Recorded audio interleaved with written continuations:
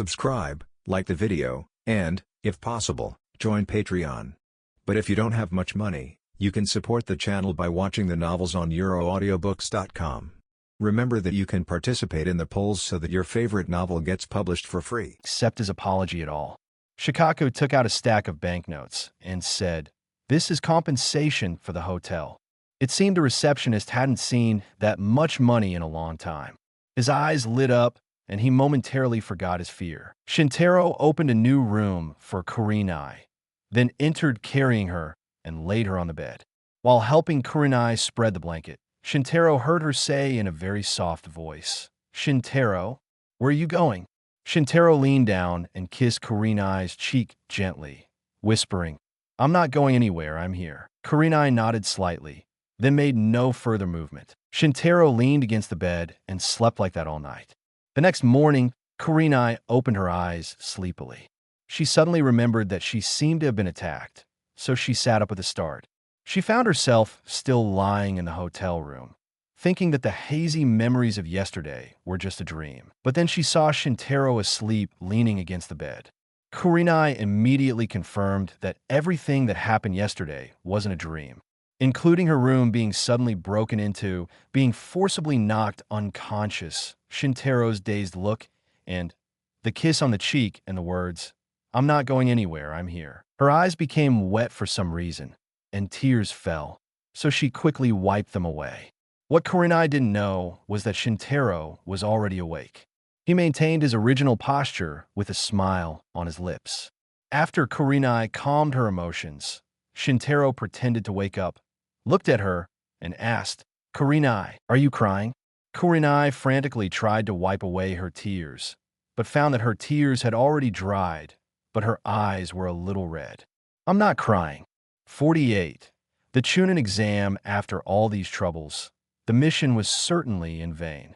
Shikaku informed Asuma and Kurenai about the true purpose of the mission, which left them both surprised. Returning to Konoha to report the mission, not only did they not have another failed C-rank mission on their records, but they also had a successful S-rank mission added. It turned out that the third Hokage believed Shikaku and his team had driven away all the hidden Kirigakure ninja in the Land of Waves. Although it wasn't clear what they were doing in the Land of Waves, it at least confirmed the authenticity of the information that there was a significant number of Kirigakure ninja in the Land of Waves. Since this mission involved peace issues between two major ninja villages and the deployment of the other side's troops far exceeded Konoha's, the mission was rated as S-level and considered successful. As for the original C-rank mission, it was just a fake mission used by the village to cover from others. However, in this mission, Shintaro's greatest gain wasn't the S-rank mission reward, but rather the Sharingan. He awakened the Sharingan when he was 10 years old, and his talent was considered the best in the entire Uchiha clan. Of course, compared to his own talent, his Sharingan's talent did not stand out. Fortunately, it didn't matter if it didn't shine, as long as he didn't hold himself back. This awakening also proved that unlocking the Sharingan did not necessarily mean losing relatives and friends. The key seemed to lie in one's own emotions. Shintaro remembered that he seemed to be controlled by his own emotions at that time, and such violent emotions were something he had never felt before. His total cursed energy even increased from that point. So perhaps the key to unlocking and advancing the Sharingan was not necessarily through tragic events. The point was to experience emotional stimulation, but most of that stimulation often came from tragic events. Therefore, Shintaro believed that most Uchiha clan members reversed the cause and effect of the Sharingan's awakening. To verify this hypothesis, Shintaro carefully studied his brain structure with the 6 eyes. He found that the chakra connection to the Sharingan was indeed centered on emotions. The principle of unlocking the Sharingan was actually that the emotional center was stimulated and released a special type of chakra that acted on the optic nerve, causing the eye's shape to change.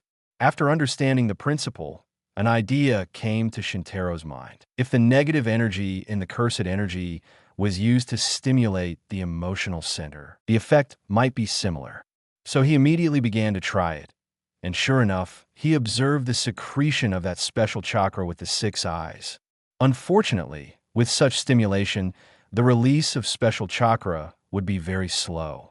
After a year of hard work, Shintaro turned his single Magatama I into a double Magatama I. Although this method was not as fast as the traditional eye-opening method, it was stable. A single Magatama at the age of 10, a double Magatama at the age of 11. If he continued at this rate, he would be able to unlock 3 Magatama by the time he was 12 or 13 years old. As for the higher-level Mangekyo Sharingan, Shintaro wasn't sure if this method would be effective. During this year, he not only improved the level of his Sharingan, but also his overall body strength.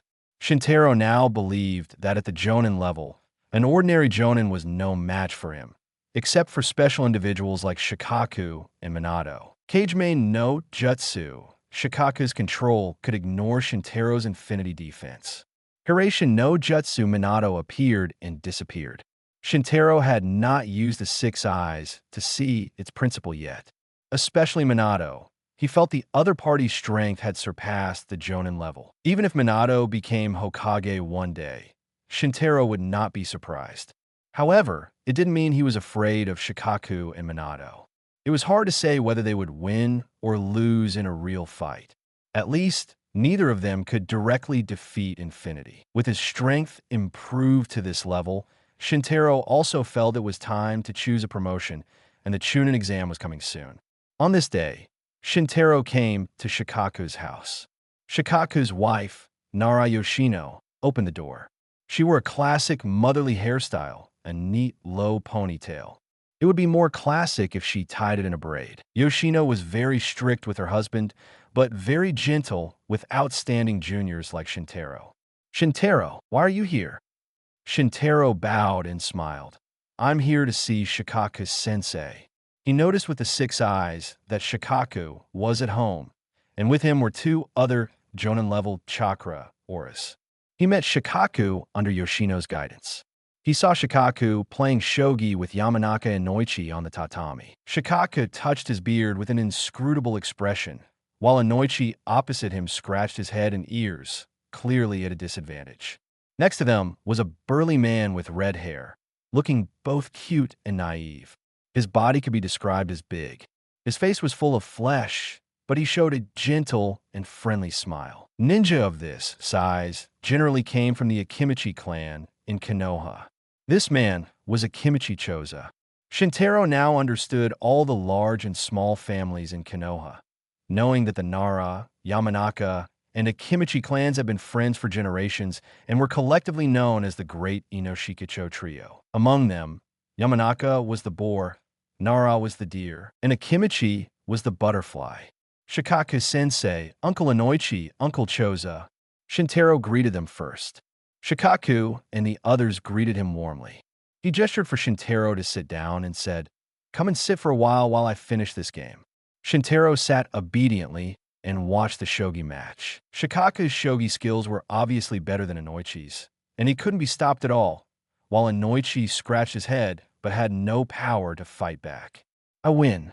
Shikaku smiled proudly, and the 2 scars on his face changed. Inoichi sighed deeply and said he didn't want to play anymore, which made Choza beside him watch the joke with great joy. Shikaku turned to Shintaro and said, "You're here for the Chunin exam, right?" Shintaro was slightly surprised and confirmed. "As expected from Sensei, you guessed what I was thinking." His flattery only made Shikaku chuckle and say, "You're not a difficult kid to guess. So what's the matter with me?" "The latest thing that could make you come to me is the upcoming Chunin exam. Don't worry, the recommendation letter for you has been written. I asked Inoichi and Choza to come to my house to discuss the Chunin exam because I am also one of the examiners." Shintaro then wanted to ask for the recommendation letter. To participate in the Chunin exam, he needed a recommendation letter from a superior to register. "Come and play a game with me, and I'll give it to you. You can play, right?" Shintaro approached the shogi table, nodded, and said, "Asuma taught me." Asuma's shogi skills are not very good either. "In that case, I'll let you go first." Inoichi and Choza also continued to watch the game with a mentality of watching the fun. Shikaku didn't care at first and just treated Shintaro as a pastime. But he soon realized something was wrong. The game became increasingly difficult to play, So he quickly used all his shogi skills from the past 20 years. In the end, their result was 50-50, and in the end, Shikaku narrowly defeated Shintaro by a slight margin. Shikaku wiped the cold sweat on his forehead calmly. Seeing Shintaro's calm expression, he thought to himself, I'm afraid this kid was holding back on me just to save face. Looks like I need more practice. Shintaro humbly admitted defeat. Indeed. Shikaku replied with a guilty conscience, then took out 3 recommendation letters from his hand and said, The Chunin exam will be easy for you. I don't need to worry about you 3. Shintaro took the recommendation letters and said, I'll try to pass the exam the first time and not embarrass sensei. He then left with the recommendation letters for the Chunin exam. You have a remarkable student. Inoichi sighed. Shikaku nodded and said, Yes, he is remarkable. 49. Obito is always late. Shintaro took the recommendation letter and found Kurenai and Asuma, who were eagerly anticipating the Chunin exams. The 3 of them went to the registration office together and completed their registration. Soon, the day of the Chunin exam arrived. The first part of the Chunin exam was a written test. The content of the test covered basic ninja knowledge and theoretical knowledge related to ninja missions. The difficulty level was moderate, so it posed no challenge for Shintaro, Kurenai, and Asuma. But it was like a sacred text to Uchiha Obito. Yes, Team 7 was also taking the Chunin exam. Because the Chunin exam required a team of 3, Kakashi, who had already become a Chunin, was forced to take the Chunin exam again. Shintaro could see Obito scratching his head in the examination room. Shintaro felt that Obito, a fellow clan member, was still immature. He had officially become a ninja and was still attending ninja school. Even Guy, who had a similar reputation to Obito in ninja school, had become quite strong, and his perseverance and hardworking character had earned him impressive training achievements. In the examination room, Kakashi led the way in answering the questions, confidently submitted his paper, and walked out of the room. At this moment, Shintaro, who had checked his paper multiple times, also submitted it, which made Obito, who was scratching his head, feel even more stressed.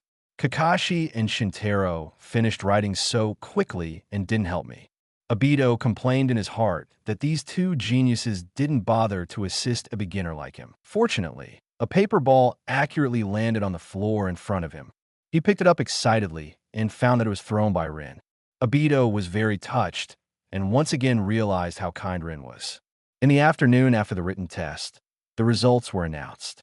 Shintaro, Kurenai, and Asuma all passed the test without incident. Rin and Kakashi also passed, while Obito's results were at the bottom, and he barely made the cut. Great! Obito jumped for joy. Kakashi leaned against the wall, arms crossed, and mocked. You're qualified as a candidate. You live up to your name, Obito. What did you say? Obito immediately shouted excitedly. Rin stepped in to mediate. All right, stop arguing.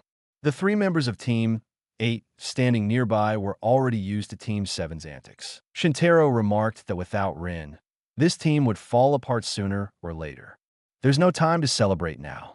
Those who pass the test need to head to the designated classroom immediately, and the briefing for the second exam will start soon. A serious-looking ninja approached everyone to announce the briefing for the second exam. He was the proctor for the second exam. The second exam will be held in 3 days. This time, it will test practical skills. You'll need to use all the taijutsu and ninjutsu you've learned to qualify. This exam is a team-based competition. Upon hearing the news, Obito and Kakashi from Team 7 started bickering again. Kakashi, don't hold me back. I'll return the same words to you. The 2 were about to fight again. Rin persuaded again. You 2 stop fighting. Seeing Obito still standing, Rin glared at him, causing Obito to shrink back immediately. Why are their relations still like this? Asuma asked Shintaro. Shintaro shrugged and said, I don't know. I'm used to it. After speaking, he looked towards Obito. This guy is really immature. 3 days later, the exam arrived as scheduled. This exam was held in Konoha's 44th training ground, also known as the Forest of Death. A banner reading second stage of the Chunin exam was hung in an open space within the Forest of Death. Surrounding the open space were towering ancient trees. Teams competed against each other in pairs, and promotion was determined based on the overall team performance. The opponent drawn by Team 8 was no ordinary team. It was a team personally trained by Orochimaru, one of the legendary Sannin, Mitarashi Anko, Hyuga Tetsu, and Akado Manabu. Anko was a close friend of Kurenai, and it was a setup that the two were placed in groups to decide the outcome. In the examination room, two groups of people stood facing each other. Anko held a kunai in her hand and warned loudly, "Kurenai, I won't hold back. You better be careful." Kurenai replied seriously, "I won't hold back either, so be careful yourself." Shintaro observed his opponents with his 6 eyes. Anko was a chunin. Her strength was similar to Kurenai's, but not as good as Asuma's. Hyuga Tetsu and Anko were on the same level, while Akado Manabu was slightly weaker than Anko. Orochimaru's students are not very strong. Shintaro evaluated inwardly, but he didn't know that among the 3, only Anko was acknowledged by Orochimaru, and the other 2 were merely subordinates. From beginning to end, Shintaro never included himself in the evaluation system because his strength had already surpassed his peers. The battle between the 2 sides was about to begin. Kurenai versus Anko, Shintaro versus Tetsu, and Asuma versus Manabu. Several people fought together, and no one used large-scale ninjutsu for fear of accidental injuries. Anko was wary of jinjutsu and fought with Kurenai, making it difficult for Kurenai to find a weakness, and the battle reached a stalemate. Shintaro easily suppressed Tetsu from the beginning. Asuma also overpowered Manabu. Soon, Tetsu was expelled by Shintaro's Konoha Senpu, crushed by his physical skills. Asuma then swung a heavy punch and hit Manabu's abdomen, knocking him out of the fight. Seeing this, Anko wanted to counter and used the ninjutsu taught by Orochimaru. Sun-Ei Jashu, Anko summoned long snakes intertwined at both ends to attack Kurenai. Kurenai wasn't a pushover either. She quickly unleashed Rasengan and destroyed the 2 snakes with 1 strike. At the same time, Shintaro was already behind Anko with a kunai in his hand. He wrapped his arm around Anko's neck and pressed the kunai to her fair skin. "Kurenai, you become so strong." Anko raised her hands to admit defeat and praised at the same time. Kurenai smiled slightly and looked at Shintaro behind Anko. "Thanks for your help, Shintaro." Shintaro then released his hand and said, "It's mainly because of your serious attitude." Seeing the 2 of them together like a couple, Anko joked, "Your relationship has developed quite quickly since you graduated." Kurenai's face turned slightly red, and she shouted in embarrassment, "Anko!" Anko laughed heartily. The result of this battle was clear. All members of Team 8 were promoted. The cameras on the field were connected to the monitoring room. In the monitoring room, Sarutobi, wearing the Hokage robe and hat, praised, "Shikaku, your teaching is indeed effective. Both Uchiha Shintaro and Yuhi Kurenai have become excellent ninjas, and my incompetent son has also been trained well." "Not bad." Standing behind Hokage, Shikaku humbly said, "It's all their own efforts, and my teaching is only a small part." Sarutobi said nothing more on the matter, but asked another proctor, Minato, standing behind him, "Is Hitaki Kakashi also participating?" "Yes, he's next," Minato replied with a smile. "Oh, I'm looking forward to it," Hiruzen said with a smile. At this moment, Shintaro, who had completed the exam, had already left the examination room. It was already evening, and there was still some time before dinner, so the 3 of them went home and had a celebration party in the evening. Shintaro was walking down the street when he suddenly saw a familiar figure. He saw Obito running down the street, clearly rushing to the examination room. However, when Obito saw an old man carrying a heavy suitcase on the road, he stopped without hesitation and chose to help the old man carry his suitcase to the hospital. It's clearly already late, and Obito might be late again. Shintaro shook his head slightly, but Obito is very kind. Such a character is rare in the Uchiha Clan and even in Konoha. Shintaro suddenly thought of the principle of the Sharingan. For a kind-hearted person, if he experiences an accident, the change in his emotional center might become more intense. Shintaro suddenly foresaw Obito's potential future and the possibility of a tragic fate. If possible, it would be better if you don't awaken the Sharingan. He sighed inwardly. 50. Released. The second test battle ended as scheduled. The opponents of Team 7 were Might Guy, Shiranui Gunma, and Ebisu. Although Obito was almost late again and was kicked by Guy due to a candy stuck in his throat during the fight, he managed to advance thanks to Team 7's victory. As an opponent, Guy also advanced because of his extraordinary performance. This was mainly because the main strength of Team 7 was Kakashi, who had already become a Chunin. It wouldn't be fair if the three lost their Chunin qualification because Kakashi defeated them. The third test was an individual competition, which took place at the training ground in the central tower of the Forest of Death. It was scheduled for a month later, leaving enough time for the candidates to rest and prepare. Rarely did Shintaro not have to undertake any missions this month. Shintaro and Kurenai trained together every day, mainly with Shintaro helping Kurenai improve her combat skills. This month, Obito had become the hardest worker in the entire Uchiha Clan training ground. Whenever Shintaro and Kurenai returned to their base from training, they could see Obito diligently practicing basic shuriken skills and taijutsu at the training ground. When Shintaro asked, he found out that Obito was defeated by Guy's move and was working hard to redeem his embarrassment. Come to think of it, Guy was the last in ninja school, and Obito was also the second last. Currently, Guy's strength could instantly defeat Obito.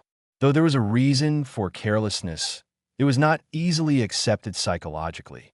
A month passed quickly, and Obito was confident and ready to depart.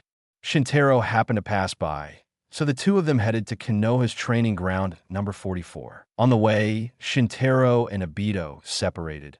One went to find Kurenai and Asuma, and the other went to find Rin and Kakashi. In the middle of the Forest of Death stood a tall tower.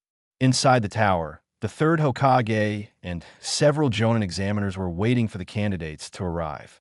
These students are the future of Konoha. These new leaves will allow the will of fire to flourish again. Hiruzen skillfully explained his theory of the will of fire. The Jonin around him all agreed. This theory was very popular in Konoha, but Shintaro did not like it. The reason might be that he had developed a mature and independent way of thinking since he was a child. This way of thinking was not cultivated in the environment called the will of fire. He and the other candidates arrived at the training ground.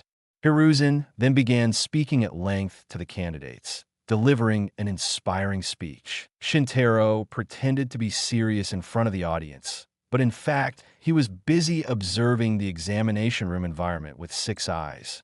Although the examination room was an indoor exam room, it was very spacious. Regardless of length, width, or height, it could fully accommodate ninja fights. In front of the examination room was a large ceiling statue, symbolizing that this was a ninja training ground. Hiruzen finished his speech. Everyone present then completed the first round draw. This individual battle was an elimination promotion system, and the final ranking and performance determined whether to advance to Chunin. The first match turned out to be Shintaro, and his opponent was Shiranui Gunma from Guy's team. Gunma's grades at ninja school were also among the top. Although not as good as Shintaro and Kakashi, and inferior to Asuma and Kurenai, he was still one of the top in the class. His grades were similar to Anko and Hade, and he was also among the top 10 in the class. Gunma wore a blue headscarf and a gray-black coat. His brown hair was loose, and he had a lazy temperament. He also held a thin ninja sunban like a toothpick in his mouth. What bad luck. Looks like I'll end up here. Gunma slumped, seeing the same dead, fish-eyed style as Kakashi, already feeling desperate. Hiruzen and the other examiners went to the observation platform on the second floor, and the other candidates also went up to the second floor to wait for the exam. Shikaku became the examiner. He announced that the game would start soon, and Gunma would surrender. As a result, Guy shouted on stage, "Shiranui, be spirited, for our youth." Such words made Gunma's half-raised hand freeze, and he could only scratch his head to relieve his embarrassment. No way, just lose. He then planned to struggle. Shintaro used 6 eyes to assess that Gunma's strength was comparable to Anko. However, Anko was Orochimaru's student, and Gunma did not have such a good teacher. Therefore, he could be considered talented. Shintaro felt that he should let his guard down in this battle and give the other party room to show off. After all, a large group of people, including Hokage and Minato, were watching from above. This not only gave Gunma a chance to show off, but also built Shintaro's character to be kind to others. Begin the battle. With Shikaku's command, the third individual battle in the Chunin exam officially began. Gunma changed his lazy demeanor, holding a kunai, and immediately distanced himself from Shintaro. The two were at a stalemate for a long time, and Shintaro did not move, so Gunma chose to take action. He suddenly spat thousands of needles from his mouth and attacked Shintaro at lightning speed. This was not over. Gunma quickly formed a seal with his hands, and the thousands of needles immediately multiplied. At a glance, Shintaro could tell that this move was made using the Shadow Clone principle. Although he did not use Infinity, he did not need to avoid such a move, but Shintaro still dodged it. He stepped back a few steps, formed a seal with his hands, and used a powerful fireball technique to block the thousands of needles. The burning needles fell to the ground one by one, and the fireball continued to attack Gunma, but its flying speed was not very fast. Gunma easily dodged to the side, confused in his heart. He was very aware that Shintaro was letting him off. Whatever your purpose, thank you very much. He dodged to one side and rushed forward with the kunai in his hand. Shintaro took out his ninja tool bag and threw his secret weapon shuriken. Gunma knocked them down one by one, but there were thin strings tied to the shuriken, and they were pulled back. He had no choice but to stop advancing, turn with the kunai in his hand, and dodge and block in place. And then he was able to deal with this wave of attacks. This time, Shintaro shot another kunai toward his back. Gunma used Korimi no Jutsu to escape. After this confrontation, Gunma was already out of breath, but Shintaro was very relaxed. Gunma admired his strength more and more in his heart. Shintaro controlled his strength to the limit that he could handle. This not only showed that Shintaro's strength was unpredictable, but also that he had very strong judgment. If the kunai moved faster, Gunma would be in trouble. He formed a seal and made a clone. This was not an ordinary clone technique, but Kage Bunshin no Jutsu. Gunma and the Shadow Clone rushed forward again with kunai in hand. Shintaro jumped into the air and used a move called Senka no Jutsu. The kunai fire attack was superb. Gunma showed extremely dexterous reflexes and moved back and forth between them along with the Shadow Clone. The Shadow Clone crouched on the ground, and Gunma stepped on the Shadow Clone's shoulder and cooperated to lift the main body into the air. The two had a brief skirmish in the air. In the end, Shintaro fell and Gunma was expelled. However, the two formed seals at the same time even before they landed. Katan, Raika no Jutsu, Katan, Kari Enden. These two ninjutsu sound very similar, but one is a B-level ninjutsu and the other is a C-level ninjutsu. There's a big difference. Raika no Jutsu gathers a large amount of chakra and compresses it into a fire dragon and releases it, while Kari Enden only releases high-speed flames that attack the enemy in a straight line. The two collided and burned. Kari Enden directly penetrated Raika no Jutsu and headed towards Gunma. Fortunately, he landed in time and avoided the high-temperature fire dragon above his head. However, at this moment, Shintaro rushed out of the fire, holding Rasengan in his hand and killing Gunma's Shadow Clone with one move. Gunma saw this and rushed forward to fight. As a result, after the fire dissipated, another Shintaro appeared on the field. It turned out that the previous one was actually a Shadow Clone. Shintaro and the Shadow Clone attacked from the front and back, and Gunma was quickly defeated. 51. Second round battle. The result has been decided. Uchiha Shintaro wins. Shikaku stepped forward and announced the match's outcome. Shintaro stepped forward and made a gesture of friendship with Gunma. Gunma took the opportunity to thank him. Thank you very much. Shintaro gave a faint smile and said nothing. Even though he won this battle, Gunma also showed great strength. Uchiha Shintaro might be as strong as a Jonin. Shikaku indeed has a good student. Hiruzen sighed. Minato smiled and said, yes, Shintaro is extraordinary, the best I've seen in my life. Hiruzen continued, but Shiranui Ginma is also a good kid, and he's a talent worth developing. Sandame-sama, do you also think so? I believe Ginma's agility is quite impressive too. His reactions are quick, he's proficient in ninjutsu, and his strength is already at the Chunin level. Minato gave a high evaluation. Hiruzen nodded slightly and said, he is a good man. Then let them both be promoted. With just a word from Hiruzen, Shintaro and Gunma were promoted. However, the competition still continued. The next match was between Obito and Guy. Both are Uchiha. Obito and Shintaro seem like very different types. Hiruzen sighed. Minato scratched his cheek awkwardly and said, Obito is actually a good kid. Hiruzen nodded slightly.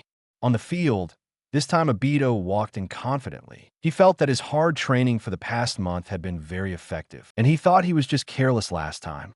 This time, he wanted to avenge his past humiliation.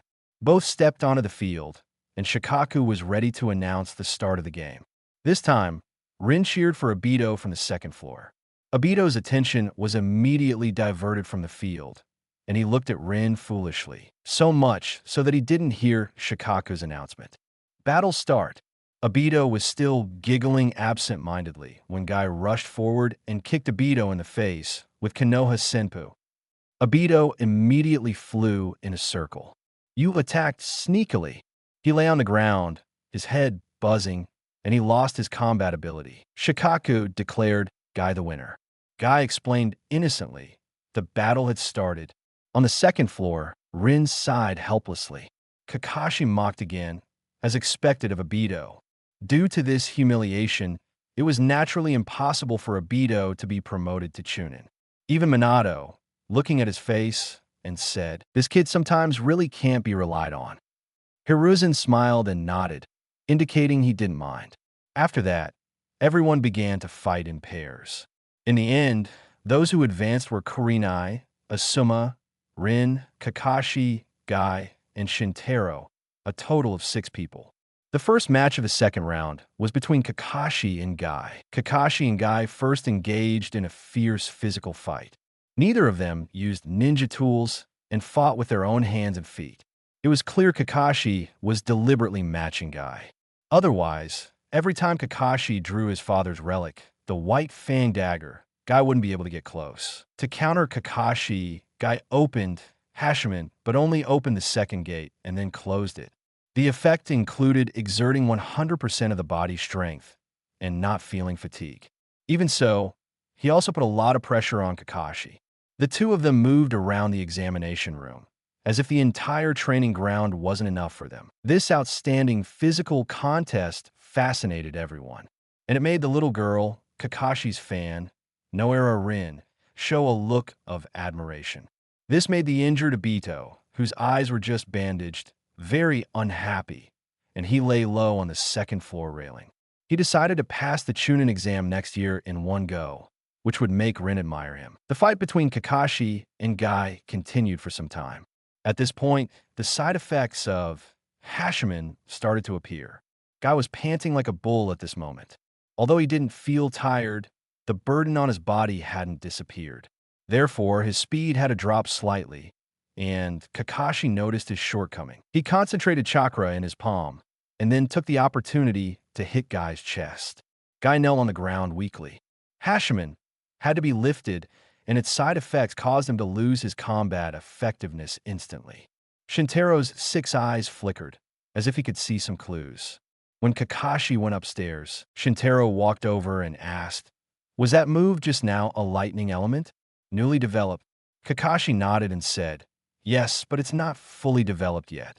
Originally, I hoped to use lightning element and fast running to pierce the enemy, but now it only has a paralyzing effect. Shintaro couldn't help but applaud. Gathering lightning in your palm, you are very creative. Kakashi looked at him and said, after I finish developing it, I'll teach you this move, just in time to fulfill our previous agreement. Shintaro had once taught him Rasengan, and Kakashi decided to return the favor to Shintaro with another technique that could rival it. Kakashi believed that if he completed this technique, he would be able to rival Rasengan. The developer of Rasengan was the yellow flash Namikaze Minato, which showed that Kakashi had great confidence in himself and his new technique. The two didn't chat for long because the next match was about to take place. Kurenai Yuhi versus Noara Rin. I can't lose. Shintaro is watching from above, Kurenai thought in her heart. She didn't know that Rin's heart was the same. Kakashi is watching me from above. I must win. Both girls just developed the desire to win. Following Shikaku's order, both girls rushed to the opposite sides simultaneously, using kunai to compete with their taijutsu. Kurenai was a genjutsu-type ninja, and Rin was a medical ninja, so both regarded each other's taijutsu as a weakness. However, the result surprised both of them. Only then did they realize that their opponent was stronger than they had imagined. Initially, Kurenai's taijutsu was indeed a weakness, but with Shintaro's help, she managed to make up for it and reach the Chunin passing level. In fact, Rin's strength wasn't weak initially, and her chakra control was excellent. This was not only useful for medical ninjutsu, but also for frontal combat. Although Rin was usually well protected by Kakashi and Obito, she wasn't a useless vase. Of course, the same went for Kurenai. After the fight, neither of them could determine a winner. Then they retreated from each other and threw their kunai. However, Kurenai noticed something was wrong with the kunai Rin threw and quickly hid behind it. With a bang, the explosion tag on the kunai exploded. This wasn't over yet. Rin used wind element. Although not very strong, it could spread the high-temperature fire generated by the explosion. Fortunately, Kurenai mastered the Shunshin no Jutsu technique, and she retreated, avoiding the fire attack. She quickly completed her seal. Megan, Jibaku Satsu. Since Rin didn't expect the other party to avoid the sudden attack just now, she was negligent, and the illusion effect successfully hit her. Seeing this, Kurenai immediately stepped forward with a kunai in her hand, ready to go behind Rin, so she would be considered the winner. However, at this moment, Rin struggled and stabbed the kunai in her hand and her thigh, releasing the genjutsu control.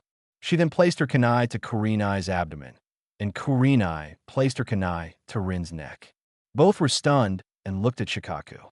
Shikaku was also stunned and looked at Hiruzen. Hiruzen touched his beard and said, "Let's call a draw. Both are great kunoichi." Just like that, the girls' battle ended. 52. The end of the Chunin exams. Kurenai, you are really strong. Hehe, you're pretty good too. The two girls complimented each other, satisfied with the result. Although a draw meant neither of them could advance, it at least proved that both were equally capable. Kurenai walked to the second floor, looking at Shintaro with her hands behind her back, as if expecting something. Shintaro was initially discussing something with Kakashi, but when he saw her, he walked over and hugged Kurenai. Well done. This made Kurenai blush. She had only expected some praise from him, but ended up getting a hug. Rin was very envious seeing Kurenai and Shintaro like this and turned to Kakashi. Kakashi felt a sudden pressure. After hesitating for a moment, he stammered a compliment. That was a good fight. At this moment, Obito pushed Kakashi aside and rushed towards Rin, asking concernedly, "Rin, you're hurt. Are you okay?" Rin, recovering from the joy of being praised by Kakashi, looked at the wound on her leg, then at Obito, and smiled. "Obito, did you forget I'm a medical ninja?"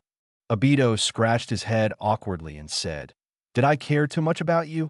Rin gave a gentle smile and then healed her own wound. On the other side, after hugging Kurenai, Shintaro looked towards Asuma, who was standing nearby. The two of them walked together silently. "Are you nervous about your father watching you from above?" asked Shintaro. Asuma replied, "Why would I care if he watches me from above? He hasn't cared about me since I was little. I think he still cares, since he's been watching you constantly," Shintaro said honestly. Asuma unconsciously looked towards the Hokage on the second floor, and their eyes met. He then turned back and said, "No matter what you say, I'll do my best whether he watches me or not." Shintaro nodded. The two came up to Shikaku. After looking at the two of them for a while, Shikaku announced, "Begin the battle." Asuma put on his gloves, got into a boxing stance, and began bouncing slightly on the spot. He then took a boxer step, grounded his feet, and quickly rushed toward Shintaro. Dawn, Tatsumaki Jin Kato, a strong punch accompanied by a fierce wind. Shintaro didn't want to reveal his limitless technique in front of others, so he dodged. Asuma utilized the dust on the ground to his advantage. However, the range of a punch was always limited, so he took a further step. Chakra blades, Shinikamanji. Asuma injected wind chakra into his chakra blades, creating two blue chakra blades sharp enough to cut through iron like mud. On the second floor, Hiruzen's eyes were always on Asuma. Has this child's proficiency in wind element reached this level? It seemed he hadn't paid enough attention to Asuma's growth. Conversely, Shintaro realized that Asuma's wind element skills were more than that. Faced with consecutive slashes from the sharp chakra blades, Shintaro remained passive, dodging. Suddenly, he chose to distance himself, moving out of Asuma's close-range attack range. However, Asuma immediately threw his chakra blades to attack Shintaro. Dawn, Swearan Rep. Seeing this, Shintaro quickly formed a seal and directly performed Doten, Dorihiki. The earth wall was successfully deployed, but it failed to withstand the attack. The two chakra blades, with their sharp chakra, crossed and directly cut an X-shaped gap in the earth wall. The chakra blades then spun back into Asuma's hands, and he immediately punched twice, completely destroying the earth wall. This fierce, fighting style suited his straightforward character. However, right after he broke through the earth wall defense, Shintaro completed the next ninjutsu seals. Ketan, Raika no Jutsu. Asuma had seen the power of this technique, and knowing that fire overcomes wind, he didn't dare face it directly and dodged to the side. Boom! The dragon flame hit the ground beside Asuma, followed by a shocking explosion. Even the large stone tiles on the ground were easily shattered. Naturally, Asuma, standing beside them, felt uncomfortable and fell. He rolled on the ground several times, and the chakra blades in his hands flew away. Shikaku was about to step forward and announce the end of the fight. However, Asuma stood up trembling. "Sensei, it's not over yet." His legs were a bit wobbly and trembling constantly, but his eyes were firm. His hands started forming seals, and then he spat towards Shintaro. In an instant, he released hot smoke and ash, covering a large area in front of him. Boom, the ash ignited, creating a huge explosion. Asuma was exhausted at this moment, thinking his final move would have an impact. However, when the explosion cleared, Shintaro was unharmed. No one knew what method he used to escape the huge explosion from the ash. In fact, Shintaro was forced to use infinity. Finally, he ended the battle. Asuma, mesmerized, fell to the ground, losing his ability to fight.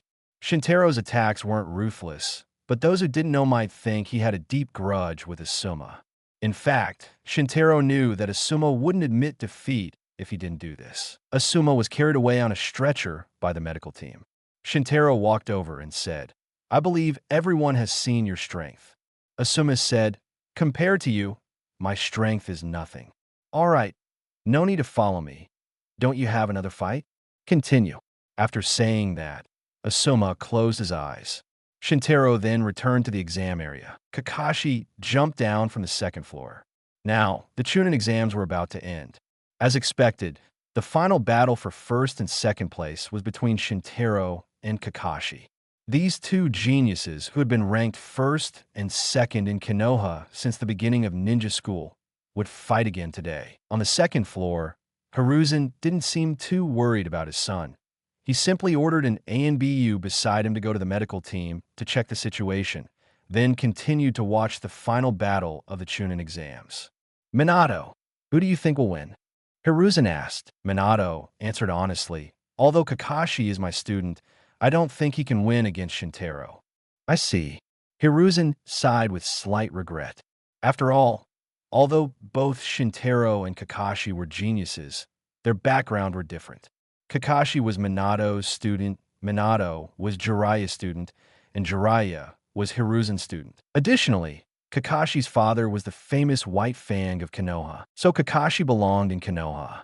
On the other hand, Shintaro was born in the Uchiha Clan, and his father was almost classified as a traitor for fleeing the village.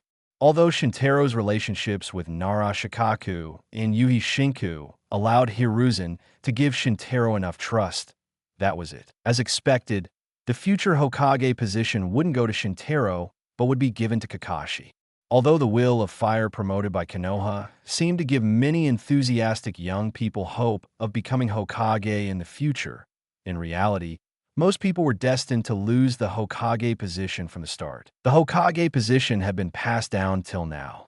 From a first Hokage Senju Hashirama to the second Hokage Senju Tobirama, they were brothers, and from the second Hokage to the third Hokage Tsurutobi Hiruzen, they were teacher and student. Whether the next generation of Hokage was passed on to the three Sannin of Konoha, his students, or to his student's student, Namake's Minato, or to Minato's student, Hatake Kakashi, or even to Hiruzen's son, that was possible. But it was impossible to pass it on to outsiders. Even more so to the Uchiha clan. Shintaro understood this since the first day of class when he learned from the textbooks that Uchiha Madara, who founded Konoha village with the first Hokage, had defected. Because the seeds of Konoha's high-level distrust towards the Uchiha clan had been planted. 53.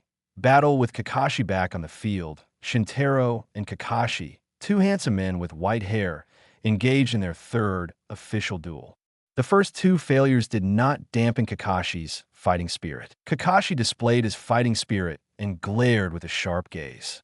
"Why do you look like you're going to kill me?" Shintaro joked.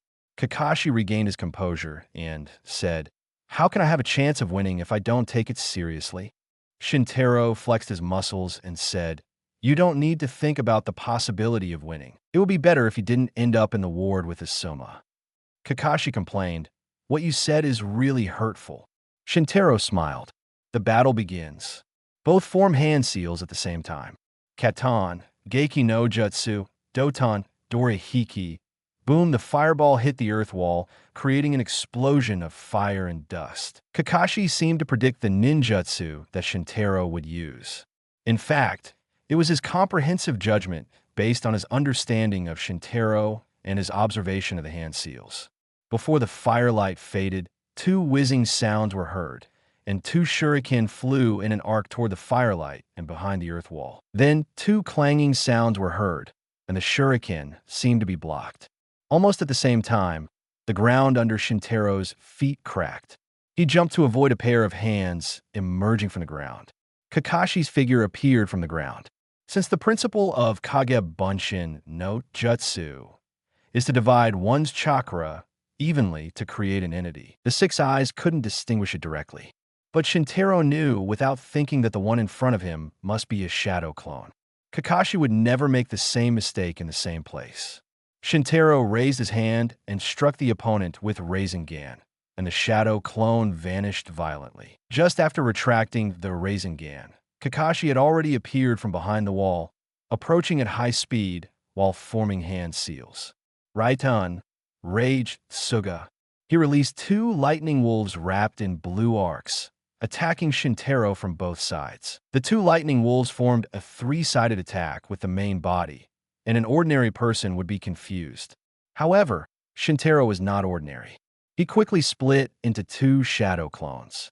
The shadow clones formed seals and used Fton, Kazakiri no Jutsu, summoning sharp wind blades to defeat the two lightning wolves. At the same time, the main body stepped forward to confront Kakashi. They exchanged blows and kicks for several rounds in a short time when two of Shintaro's clones came to support. Seeing this, Kakashi formed hand seals to condense chakra and used his undeveloped new technique to force the other party back. Then 6 shadow clones were separated again, aiming to gain an advantage through numbers. 2 of Shintaro's shadow clones each took on 2 of Kakashi's shadow clones, while the main body faced Kakashi and 2 shadow clones simultaneously. The scene was very chaotic. After a brawl, both sides used Rasengan in their hands. 2 of Shintaro's shadow clones each held Rasengan in their hands, exchanging them with 4 shadow clones each.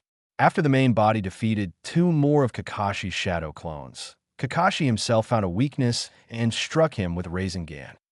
Shintaro fell to the ground, but there was no movement. Just when Kurenai on the second floor was so worried that she was almost in tears, Kakashi seemed to form another hand seal to whip the corpse of Shintaro. Right on, Shurden. He released blue lightning and attacked through the ground. Shintaro suddenly jumped from the ground and easily avoided the attack. I knew it. Kakashi was not surprised at all. The touch of the Rasengan earlier was very strange. It felt like it hit, but there was no feedback from touching an entity. Combined with Shintaro's slightly exaggerated acting, Kakashi concluded that the other party was pretending to be dead. Shintaro leaped back several steps to avoid the attack. Everyone thought Kakashi had failed, but they never expected that Shintaro had been forced beyond his limits. It seemed that facing a stronger opponent, the limitless technique he always wanted to hide would still have to be revealed. Shintaro felt that if the fight continued, all his old secrets would be exposed. He quickly decided to confront Kakashi head-on. Kage Bunshin no Jutsu. Shintaro immediately split into 10 shadow clones this time. This number could not be achieved by ordinary Jonin, well, there was no need to achieve it.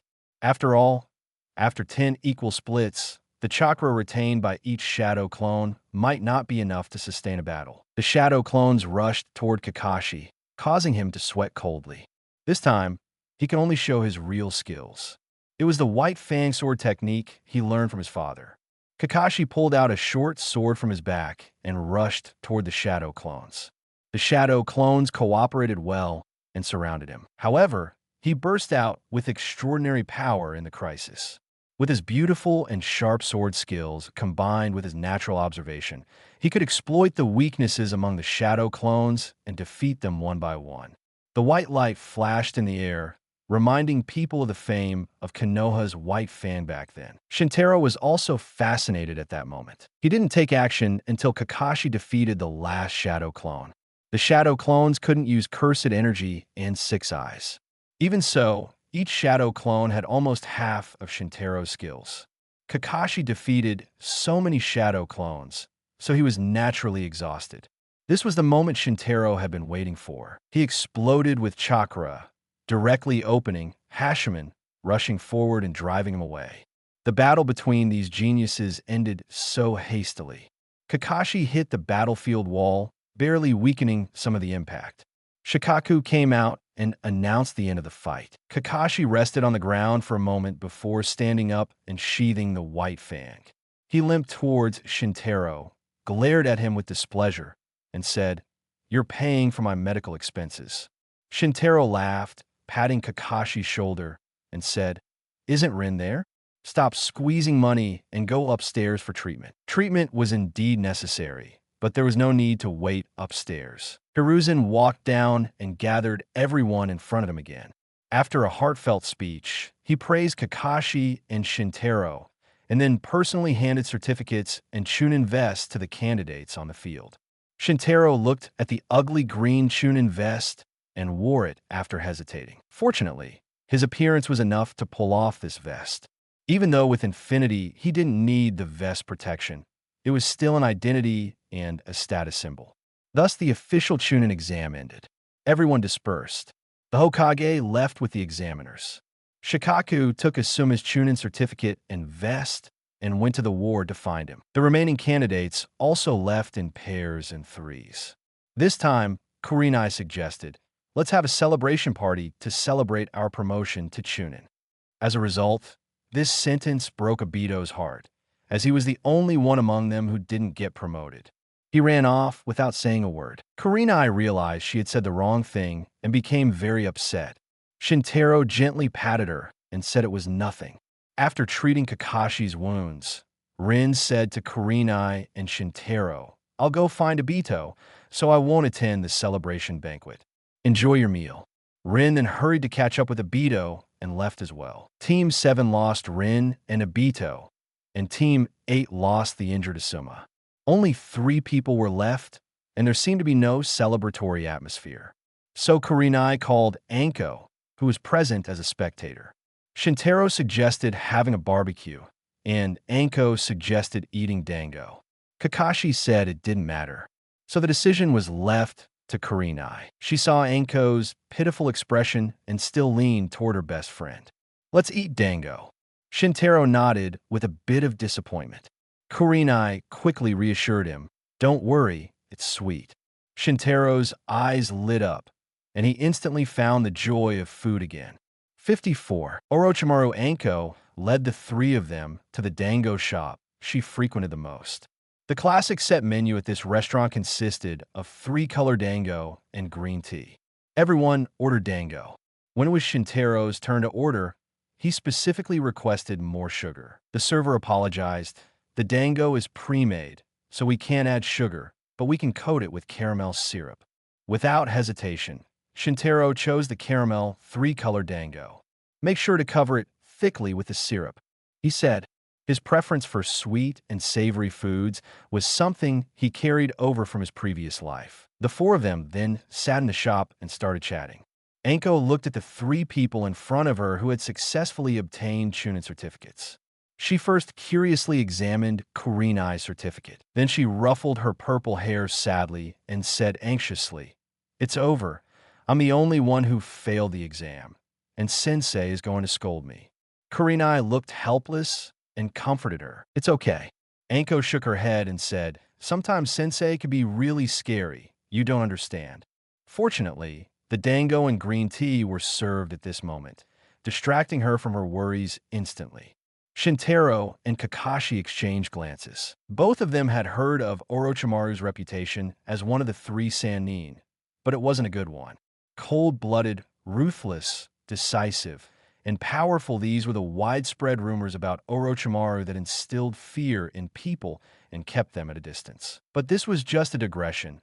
Shintaro immediately started enjoying the 3-color dango coated in thick syrup. The rich caramel burst on his tongue. He swallowed it greedily, then bit into the pink dango, chewing it carefully. The sakura flavor blended with the sweetness of the sticky rice, making it addictive. He was more interested in eating than appreciating the sakura. The second one was white and original, with only the soft taste of milk and sticky rice in his mouth. The flavor was simple and delightful. The third was green matcha. Shintaro used this dango to scrape the remaining caramel syrup off the plate. Once in his mouth, the slight bitterness of the matcha and the rich sweetness of the caramel collided, creating an even more incredible taste. After eating 3 dango, he took a cup of tea and drank the warm, fragrant green tea in one gulp. He mentally added this restaurant to his list of favorites, ranking it alongside Barbecue Q. He had just finished eating 3 dango when Anko had already devoured 6 in one hand. This sight made Kurenai laugh. Knowing this was her best friend, she had chosen to bring her here today. After eating 2 skewers of red bean dango, Anko felt it wasn't enough. She raised her hand and said, "Boss, another 2 skewers of 3-color dango." "Anko, if you eat too much dango, you'll gain weight." A voice with a magnetic and slightly hoarse tone sounded from outside the door. The powerful and cold aura made Shintaro and the others feel as if they had fallen into an ice cave. A man with long black hair, vertical golden eyes, and pale skin lifted the curtain and walked into the dango shop. The man wore a Konoha Jonin vest. His eyes had purple eyeshadow extending to his nose, and his face was both handsome and slightly strange. Orochimaru. Shintaro recited the name in his heart, realizing that Orochimaru's temperament was indeed different from Jiraiya's, who was also a Sannin. The only ones on the scene who could move freely under such an aura were Shintaro and Anko. Shintaro managed because his strength was guaranteed, while Anko was already accustomed to her teacher's aura. Kakashi was sweating coldly, feeling as if he were being targeted by a higher-level predator. He was so terrified inside that he couldn't move. Only at his level could one deeply feel the terror of Orochimaru. Kurenai was simply frightened by Orochimaru's aura and somewhat creepy appearance, and she couldn't help but hold Shintaro's hand under the table. Orochimaru glanced at the group with snake-like vertical pupils and said to Anko, "Anko, your classmates seem a bit afraid of me." Anko, who had just finished saying that Orochimaru was scary, immediately stood up and said without saying anything, "I definitely didn't tell them that you're scary, right? Sensei isn't scary at all." Anko said, looking at Kakashi and Kurenai. Kurenai loosened her grip on Shintaro's hand and responded with a nod, and Kakashi reluctantly freed himself and stiffly sipped his tea to calm himself. Orochimaru-sama. Shintaro took the lead in greeting, and Kakashi and Kurenai followed. Orochimaru ignored their reactions and greetings, came to the counter, ordered a cup of green tea, and then sat at the table next to Anko with the tea. I heard about the situation in the Chunin exams, he said while stirring his tea and watching the steam rise. Anko straightened her back nervously. We'll talk about your situation later, Orochimaru said, blowing on his tea. Anko instantly relaxed.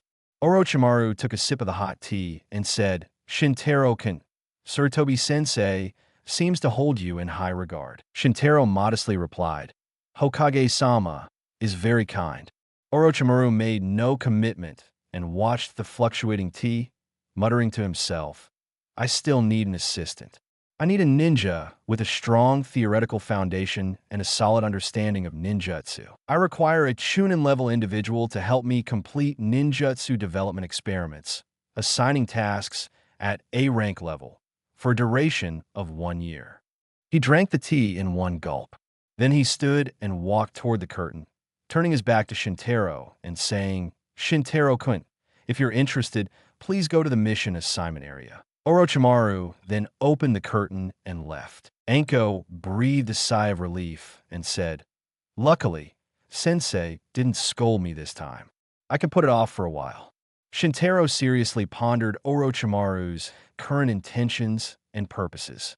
Kurenai and Kakashi asked almost simultaneously, Shintaro, what are you planning? Shintaro came back to his senses and said to them both, I haven't decided yet.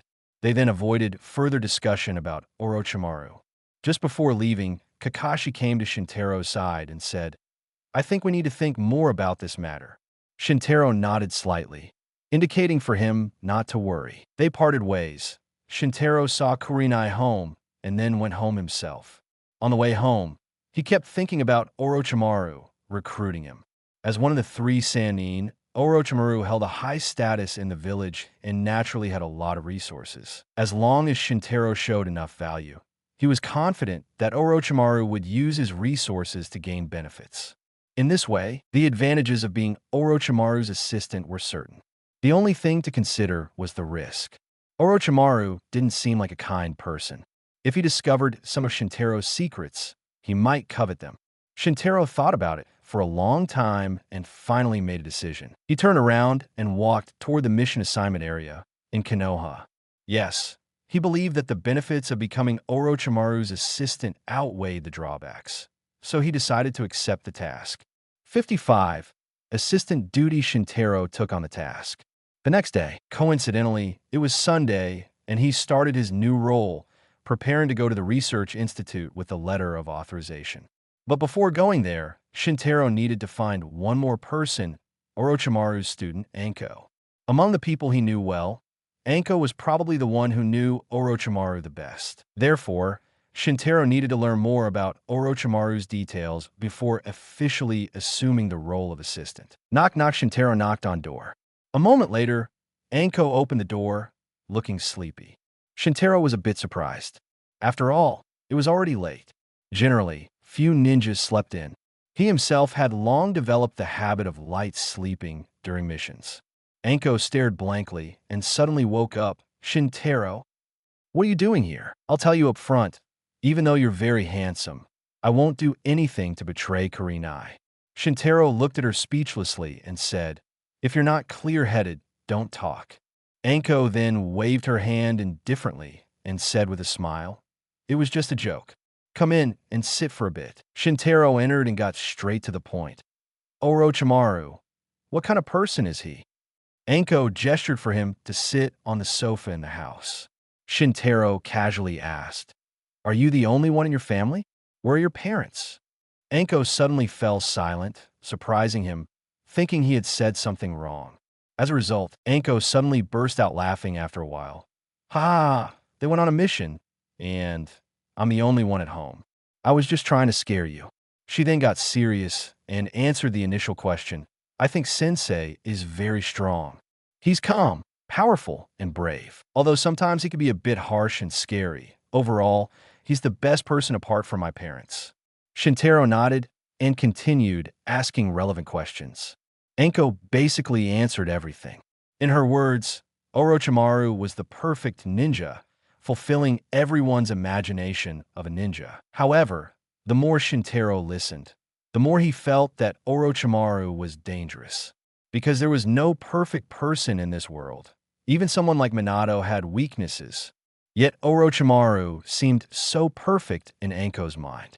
This didn't mean Orochimaru was truly perfect, but it likely meant Orochimaru had exceptional brainwashing abilities. Anko might have been brainwashed by him. What she saw might not be the truth, but what Orochimaru wanted her to see. Of course, Shintaro did not argue. Even though he trusted his intuition and judgment, Orochimaru was still a hero of Konoha. Shintaro waited until Anko finished talking about all her experiences with Orochimaru and roughly sketched out the impression of Orochimaru in his mind. Shintaro planned to personally verify if this impression matched Orochimaru himself. If there were indeed discrepancies, it would mean Orochimaru was very good at brainwashing. However, he was confident that he would not be manipulated by the other party. Whatever the outcome, he was sure he could escape unscathed. This was why he finally decided to take on the assistant role. After talking at length with Anko, Shintaro left and headed to Orochimaru's research institute. In a cave in the dense forest outside Konoha, Orochimaru's research institute was hidden. This was one of Orochimaru's research institutes in Konoha. In fact, no one knew how many research institutes he had. The sound of footsteps echoed in the cave. Orochimaru was conducting some kind of experiment, showing an amused smile and pausing what he was doing. Shintaro-kun is here. He saw him walking in, wearing a Chunin vest and carrying a ninja bag on his waist. Orochimaru narrowed his eyes and said, "There's no need to fight if you're going to be my assistant." Shintaro smiled and said, "Better to be prepared." Orochimaru stuck out his long, snake-like tongue, licking his lips, and said, "That makes sense. So what's my task today?" Shintaro asked. Orochimaru gestured for him to come closer and took out a transparent glass jar containing murky liquid and an unknown object inside. A snake? Shintaro lifted his head and looked at it. Precisely. It's what's left after a snake's skin and internal organs are stripped. Orochimaru accurately corrected his mistake and handed the glass jar to Shintaro. "Shintaro-kun, why do you think snakes can crawl?" he asked. It seemed he was testing Shintaro's foundation. Shintaro answered, "Scales, muscles, and bones work together to complete a horizontal wave-like, bending motion in a sinuous movement. The force of the bending parts acts on the ground, moving forward with the help of the reaction force. When hunting in his previous life, one of his greatest pleasures was observing the movement of animals, which allowed him to deepen his understanding of prey and catch more. I didn't expect Shintaro-kun to master knowledge not found in ninja school textbooks. You are indeed a genius ninja from Konoha." Orochimaru praised generously. Many ignorant people often mistakenly think that snake bones are soft, allowing them to bend and move forward. In fact, it's the opposite. Snakes have very hard bones and a complete skeletal structure. Based on this structure, snakes can do the things you mentioned above. If snakes can do it, why can't humans? Shintaro understood Orochimaru's thoughts and said, "So, you want to transform humans into a snake-like structure?" "Yes, I designed a ninjutsu based on the structure of snakes, allowing people to get rid of the structural limitations of the human body and become as flexible and strong as snakes." "Shintaro-kun, please follow me," Orochimaru said and walked deeper in. Shintaro returned the glass jar to its original place and then followed Orochimaru's steps. When he opened the isolation door, he was greeted with a strong smell of formalin. There were corpses lying in the laboratory, and there were several corpses soaked in formalin on both sides of the wall, which had been dissected by Orochimaru. "Don't be nervous. The bodies here were all brought from Konoha Hospital with permission," Orochimaru explained calmly. Shintaro also nodded calmly. Orochimaru was a bit surprised by his calmness and said, "Shintaro-kun, you indeed fit to be my assistant. Shintaro did not respond but asked, "So today's task is to help you dissect, right?" "That's right." Orochimaru smiled. "Okay." Shintaro didn't mind. Although this work might affect his appetite, he was not inexperienced. The people who died under the influence of the Limitless technique in the past died in more miserable ways than the current experimental subjects. 56. Called by the Hokage, the two of them did not communicate much. Orochimaru merely introduced all the necessary instruments for the experiment and then began dissecting the human body on the operating table. Human anatomy is a very complicated task, and a small mistake can ruin the entire experiment. Therefore, he had to take it seriously. Shintaro found that once Orochimaru started the experiment, he would show an obsession and concentration. This state was very familiar to him, as he was like this when fighting. Bone scissors. Orochimaru extended his hand. Shintaro immediately took the required tool from among the many instruments and handed it to him. Orochimaru had peeled back the skin and flesh of the human test subject and began working on the bones. If he wanted to complete the soft tissue transformation, the bone modification was a top priority. The first thing Orochimaru modified was the neck bones. He altered the 7 original neck bones and added numerous fine joints connecting them. This allowed the neck bones, which originally had limited stretching ability, to stretch several times.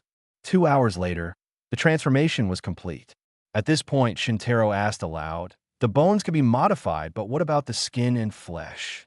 Orochimaru set down the instrument in his hand and replied, "Good question." As he spoke, he walked to the medical refrigerator and took out a syringe with a green solution inside. Orochimaru said while walking, "This is the answer to that problem, a flesh plasticizer." He went to the breeding room and took out a white mouse. Part of this syringe was injected into the mouse's body. The mice returned to normal after struggling for some time, and nothing seemed unusual. Curious, Shintaro used the 6 eyes to observe the changes in the mouse's body. The flesh plasticizer had some kind of chakra power and quickly integrated into the mouse's body. Orochimaru then put the syringe away, held the mouse in one hand, and squeezed its head with the other. The white mouse squeaked in fear. He pulled with his hand and broke the mouse's neck bone, but the mouse's skin and flesh were completely intact. Orochimaru continued pulling, and the skin on the mouse's neck stretched to more than 30 centimeters without breaking. The transformed mouse's skin became very strong, not only able to withstand such pulling, but its defense had also increased significantly. Orochimaru casually discarded the mouse and said, "The flesh plasticizer combined with the bone modification technology I'm researching is a complete soft tissue modification technique." As expected from Orochimaru-sama, Shintaro praised. Orochimaru ignored the praise and asked, "Shintaro-kun, do you think life is fragile?" "Of course it's fragile," Shintaro replied. Even he, who possessed the Limitless technique, could still die if attacked stealthily. If he wanted to make his life less fragile, he would probably have to master the reverse curse technique. "Yes, life is so fragile that I've been thinking of ways to make it less fragile. Soft tissue transformation is one of them." Shintaro understood that this was Orochimaru's initial intention in developing this secret technique. "Shintaro-kun, are you willing to help me? I need your assistance." Orochimaru turned and asked. He seemed to be confiding in him, which was a sign of extreme trust. However, Shintaro did not accept this trick and merely used it as a way to brainwash him. Shintaro replied, "As an assistant, it is my duty." Orochimaru said nothing more, nodded slightly, and continued his experiment. This experiment completed the transformation of the upper body and lasted for a full 6 hours. He seemed dissatisfied with the progress, but had no choice but to give up as it was very late.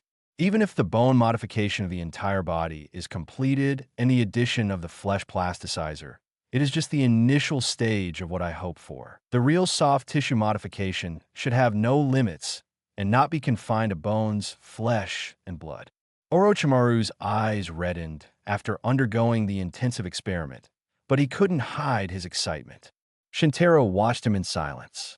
After Orochimaru returned from his reverie, he explained a few things to him. For instance, Shintaro was usually free to do other tasks, but if he could not return on Sundays, he needed to make a note in advance on the bulletin board outside the institute. Similarly, whether Orochimaru was at the institute on Sundays and whether Shintaro was needed would also be noted on the bulletin board. After all, Orochimaru did not have free time every week. He was one of the Sannin of Konoha, so he would only be busier than Shintaro. After that, Shintaro left the Research Institute.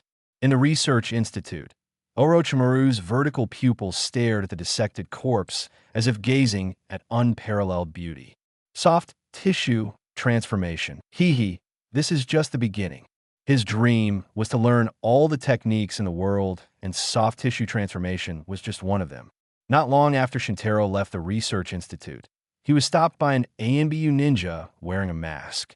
Uchiha Shintaro, you were called by the Hokage. Shintaro was slightly surprised. He had not met the Hokage for several years since coming to Konoha. This was the first time he was called by the Hokage. He used the 6 eyes to confirm that the person in front of him was indeed a Konoha ANBU, so he followed the ANBU to the Hokage building. In the Hokage's office, Hiruzen exhaled while reviewing documents, waiting. Shintaro entered the office under the lead of ANBU. Hiruzen then stopped what he was doing, looked at Shintaro, and said, I heard you became Orochimaru's assistant. Reporting to Hokage-sama, that is correct. Orochimaru-sama personally recruited me, so of course, I did not dare to refuse. Shintaro answered respectfully. Haha, it seems Orochimaru appreciates your talent. Hiruzen smiled, old wrinkles already visible on his face. Orochimaru is my most proud student. He's a genius who only appears once in decades. You can learn a lot by following him. He added, by the way, you are very similar to Orochimaru. You have shown talent since you were a teenager. That is why I called you here this time. Shintaro thought, finally getting to business. The way Hiruzen spoke was by talking about irrelevant things before finally introducing the main topic. Shintaro hated this behavior. It reminded him of some senior officials of the Gojo family in his previous life. However, with Shintaro's current qualifications, he could not argue, so he could only ask, pretending to be respectful, do you want to assign me a task, Hokage-sama? Hiruzen answered again indirectly.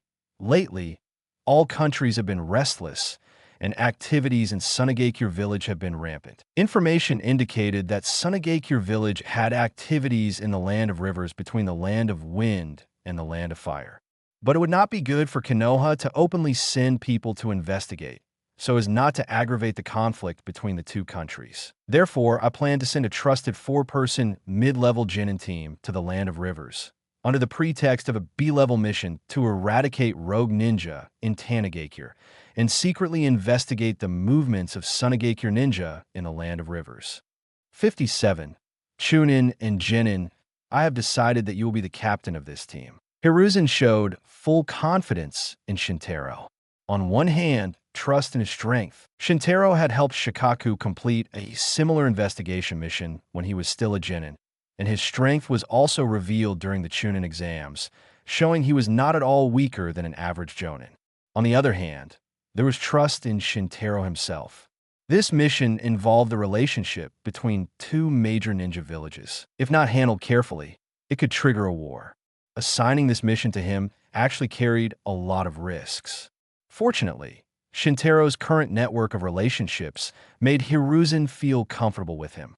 Shinku and Shikaku were both loyal subordinates of Hiruzen, and Orochimaru was his favorite student. If Shintaro was recognized by these people, he would naturally be recognized by Hiruzen as well.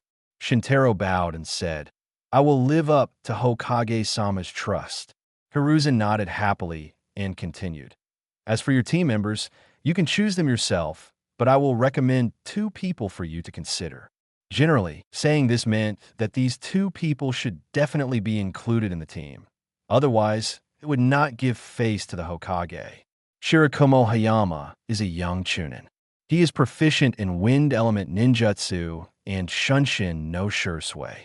He has good strength and has the ability to become a special Jonin. Mariboshi Kosuka made some mistakes in his youth, so he doesn't want to be promoted to Jonin. In fact, he is fully capable of being a Jonin.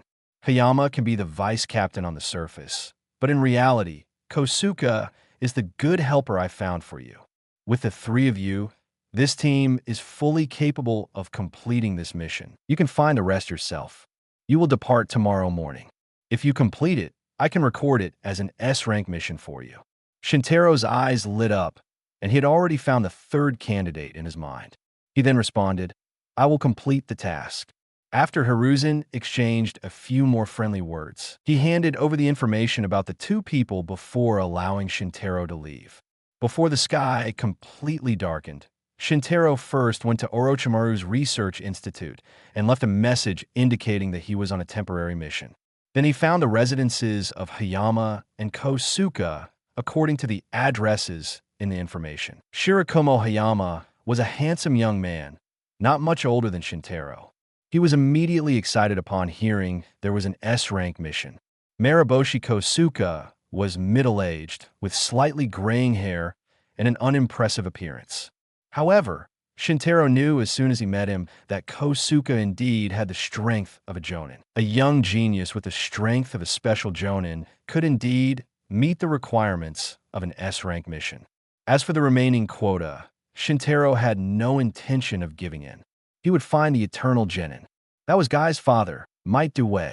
Shintaro now knew that Due had mastered Hashiman. Thus, the issue of meridians in the body he observed earlier was also answered. This meant Due had once opened Hashiman and reached Jonin-level strength. Guy had once taken Shintaro to his house.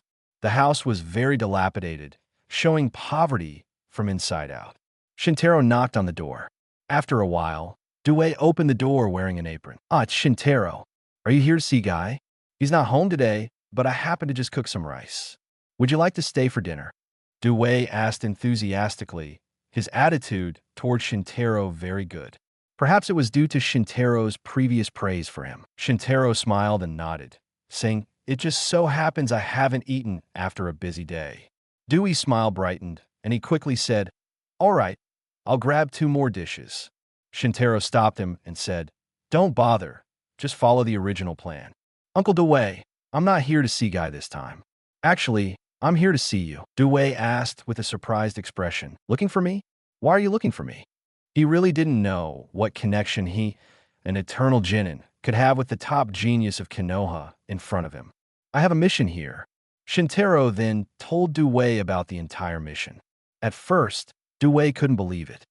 Such an important mission. Why give it to me? Shintaro replied. I believe you are strong enough to complete this mission. After being stunned for a long time, Due suddenly cried. Wasn't he living this life just to gain some words of recognition? Shintaro, I promise you, I will do my best to complete this mission even if my body is torn to pieces. I swear on my youth. Due wiped his tears and spoke earnestly. Shintaro stood on tiptoe and patted his shoulder. Uncle Due, don't take it too seriously. This mission won't be dangerous unless something unexpected happens. Due nodded after calming down and invited Shintaro into the house. Although the house looked shabby from the outside, the furniture and environment inside were clean and tidy. This showed that both Due and his son had a positive and optimistic attitude towards life and never gave up on themselves despite their poor family background. Shintaro highly appreciated this. Due enthusiastically introduced today's dishes. Guy went on an impromptu mission today. The bacon, chicken, and eggs originally prepared for him are just for us tonight. Although the Might family was poor, they never treated themselves badly when it came to food. Regardless of the taste and quality of the food, at least the most basic nutrition was guaranteed. Only in this way could the daily needs of the 2 taijutsu ninjas in the family be met, especially since Guy was still growing. Even if Due went hungry, Guy would not go hungry. Due was working in the kitchen wearing an apron, and Shintaro helped beside him, quickly preparing a large pot of rice and setting the table. The 2 of them sat and ate their meal. Shintaro had been busy working in Orochimaru's laboratory all day and certainly did not have enough to eat at that time. After he left, he was summoned by the Hokage and spent some time finding 2 teammates in the village. So now he was having his first meal after breakfast, and he devoured it. Due was also happy seeing this, feeling that his cooking skills were recognized. He smiled and gave Shintaro a piece of chicken, saying, "Eat more, let's have some meat." Shintaro took the chicken into his bowl and thanked him sincerely. Due sighed. "If this mission is completed, the reward from the S-rank mission will be enough for me to renovate the entire house. I can also buy fresh pork and beef. I won't have to eat bacon every day." "Thank you so much, Shintaro." Due thanked him from the bottom of his heart, then bowed deeply to him. Shintaro quickly put down his bowl and chopsticks and helped Due stand up. After all, Due was also an elder, and he could not sit and accept such extraordinary respect calmly. The two then cleared the table. After everything was done, Shintaro went home. 58. Departure from the land of rivers the next day. At the gates of Konoha, a four-person team consisting of Uchiha Shintaro, Shirakumo Hayama, Mariboshi Kosuke, and Might Due gathered. Shintaro looked around and prepared to leave. Hayama interrupted Shintaro's current thoughts and said, "Captain Shintaro, is it just the four of us?" He glanced at a few people, particularly Kosuke and Due. Obviously, he didn't know the true strength of these two. He only knew that they were both genin in the village. He didn't realize that the weakest person on this team was actually himself. Hayama couldn't speak directly because of politeness, but Kosuke and Due also noticed his intention. Kosuke smiled, patted Hayama on the shoulder, and said, "Don't worry, I won't hold you back. Besides, I cook very well. I can cook for you during the mission." Hayama, a talented person with a dark gray ponytail, reminded Kosuke of his younger self, so he was kind and friendly to him. Due gave a thumbs up and said, "Although I'm just a genin, I will do my best. This is the path of youth." Shintaro then spoke. "You and Kosuke are both genin assigned by Hokage-sama, and Due is a genin I invited. There's no problem with a team of the four of us." Although Hayama always felt that Kosuke and Due were not suitable for this S-class secret mission, he finally gave up because of Shintaro, the #1 genius ninja in Konoha. It's just that the pressure of this mission increased in his heart.